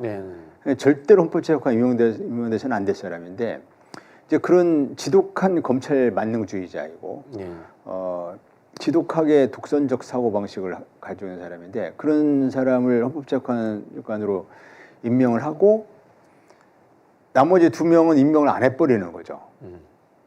그러니까 민주당 몫이라는 게 결국 민주당이 혼자 하진 않을 거고 조국혁신당 등과 상의를 해서 야당 몫으로 할 텐데 그 2명을 임명을 안 하는 거죠. 그리고 뭐 여당 몫으로 뭐 이완규 법제처장 같은 분 이런 분을 임명을 하면은 헌재에 7명만 되고 그 중에 6명의 탄핵의 찬성표를 끌어낸다? 거의 불가능하다고 봅니다. 그렇기 때문에 탄핵에서 우리가 좀 그 냉철하게 생각해야 될 것이 탄핵에서 헌재가 기각할 가능성, 국민들의 뜻과는 완전히 동떨어진 헌재 결정이 이루어질 가능성도 배제할 수가 없습니다. 물론 그 국민들 여론이 탄핵 여론이 너무 높으면 헌법재판소가 어떤 결정을 할지는 뭐 섣불리 예단하기는 어렵지만 현재의 헌법재판관 면면을 보거나 이후 3명이 비어있는데 3명 중에 1명 같은 경우 또 그 지독한 뭐 윤석열 대통령을 결사옹위하려고 하는 그런 생각을 가지고 있는 지독한 검찰주의자가 거기에 임명이 되고 할 경우에 그 나머지 지금 헌법재판관 6명이 전원이 다 그 찬성을 해야 되는데 그게 쉬운 게 아니거든요.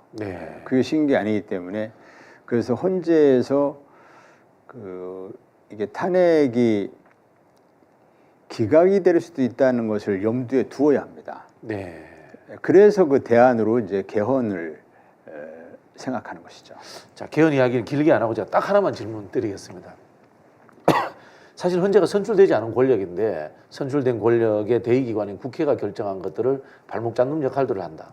물론 이게 대한민국이라는 게 민주공화국이기 때문에 공화적인 어떤 합의제 구조를 지탱하는 구조도 있어야 됩니다만은 지금의 헌재가 이런 식의 이 형법적인 절차의 중심으로 해석을 하는 단위다. 이거 사실 진보 보수를 막론하고 비슷하단 말이에요.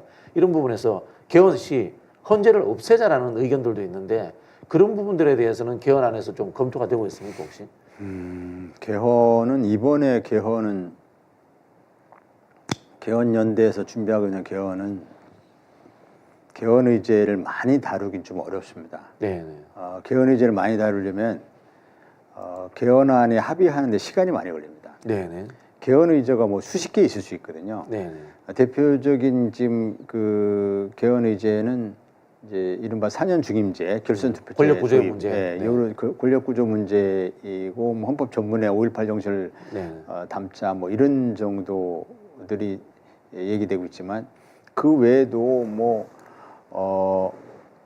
차별 문제, 주거권, 환경권, 뭐 이런 사회적 기본권에 관한 사회권적 기본권에 관한 것부터 해서 엄청나게 많은 그 개헌 의제들이 있거든요. 또는 헌법 12조 3항에 있는 검사의 독점적인 영장 청구권 이거 이번에 반드시 없애야 되거든요. 이런 것 등을 다 담자면 이제 개헌 의제가 뭐 10수까지 될 수 있거든요. 지금 말씀하신 것처럼 헌법재판소를 차제에 이 헌법재판소를 폐지하느냐 이런 문제도 굉장히 중차대한 문제입니다. 그 헌재 문제는 헌재가 굉장히 보수화되어 있어서 국민들에게 눈높이에 맞지 않는 헌재 결정을 하는 그런 부분이 있죠. 그래서 이제 헌재 부분에 대해서 정밀하게 검토를 해보긴 해야 되지만 이번 개헌에서 그런 의제들을 다 담기는 쉽지 않다. 그래서 이번에는 그렇게 다 하려다 보면은 개헌안이 마련되기까지 수개월이나 뭐 이렇게 걸려면 임기를 2년을 단축하자는 게 그 개헌연대 임기 단축 개헌연대의 핵심적인 주장이 임기를 2년 단축해서 어제 윤 대통령은 임기 단축의 얘기가 나오니까 본인이 임기를 못을 박아가지고 굳이 뭐 2027년 5월 9일까지 뭐 이렇게 하던데 그 임기를 딱 2년을 단축해서 내년 5월 9일 날 임기가 종료되도록 하자는 것이 개헌연대의 핵심적인 그 개헌 내용이거든요. 그래서 그 정도 내용 이외에 나머지 내용을 담기는 쉽지 않다. 왜냐하면 그때에 맞추어서 개헌도 해야 되고 개헌 국민투표를 해야 되거든요. 개헌은. 개헌안을 마련하는 것도 굉장히 어려운데 이것도 국민투표를 해야 돼요. 그다음에 대통령 선거를 다시 해야 돼요. 이런 그 어마어마한 정치 일정들이 5월 9일 안에 다 소화할 수 있을까 하는 것이 좀 일정상 굉장히 무리거든요. 그래서 개헌안 마련은 좀 오래 걸리지 않게 해야 한다. 알겠습니다. 제가 하나 팁을 드리자면은 상원을 만드는 게 개헌에 굉장히 속도가 날 수 있습니다. 뭘 만들어요? 상원을 만드는 게. 문재인 정부 때도 양원제 하자고 했다면 바로 개헌됐을 겁니다. 이거는 아마 우리 개헌 공부하시는 분들 한번 제 팁을 한번 들어봐 주십시오. 저도 한 20년 가까이 이거 시뮬레이션 하던 사람이니까 합의가 잘 됩니다. 자, 마지막 질문 하나 드리겠습니다. 앞으로 그러면은 이걸 가지고 어떤 활동들을 하실 건지 뭐 장외 집회도 있고 서명운동도 받고 있는데 그 이야기 좀 소개해 주시면서 마치도록 하겠습니다. 민주당과 조국혁신당과 뭐 기타 이제 진보당 또 개혁신당은 이제 공동 보조를 취하는데 약간 좀 소극적인 입장이고, 그다음에 기본소득당이라든지 사회민주당이라든지 이러한 그 제 야당이 이제 6당인데 야육당이 어제 원내대표들끼리 저녁 회동도 하고 했는데 긴밀하게 이제 협력을 하면서 연대와 협력의 정신으로 각자 집회할 때는 각자 집회하고 각자의 방식으로 예컨대 조국혁신당은 탄핵다방으로 전국을 순회하면서 지금 탄핵연을 모으고 있는 중입니다.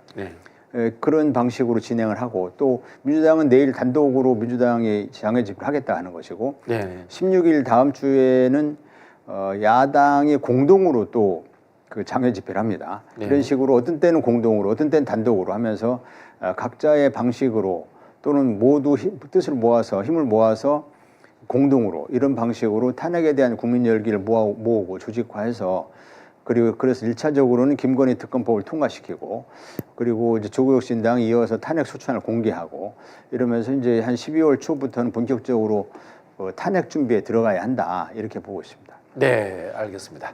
자, 지금까지 우리 조국혁신당 황운하 원내대표님 모시고 이 탄핵 소추안에 대한 설명을 잘 들어봤습니다. 우리 시청자 여러분들 같이 한번 공부하는 시간 가졌으면 좋겠습니다. 네, 감사합니다. 대표님 감사합니다. 네, 수고하셨습니다. 네, 작전 타임입니다. 정의로운 민족 언론 서울의 소리가 보도 전문 제2채널인 VOS 뉴스를 새롭게 신설합니다. 수준 높은 시민들의 정치 의식에 부합하는 가장 빠르고 가장 정확하게 가장 정의로운 뉴스 방송으로 여러분들을 찾아뵈려 합니다. 시청자 여러분들께서 VOS 뉴스 채널을 보다 쉽게 접속할 수 있도록 팁을 알려드리겠습니다. 유튜브 주소창에 /VOS_뉴스를 입력하시거나 유튜브 검색창에 영문으로 VOS 띄어쓰기 뉴스를 입력하시면 들어오실 수 있습니다. 또한 유튜브 검색창에 한글로 VOS 뉴스를 입력하면 VOS 뉴스 채널에 쉽게 들어오실 수 있습니다.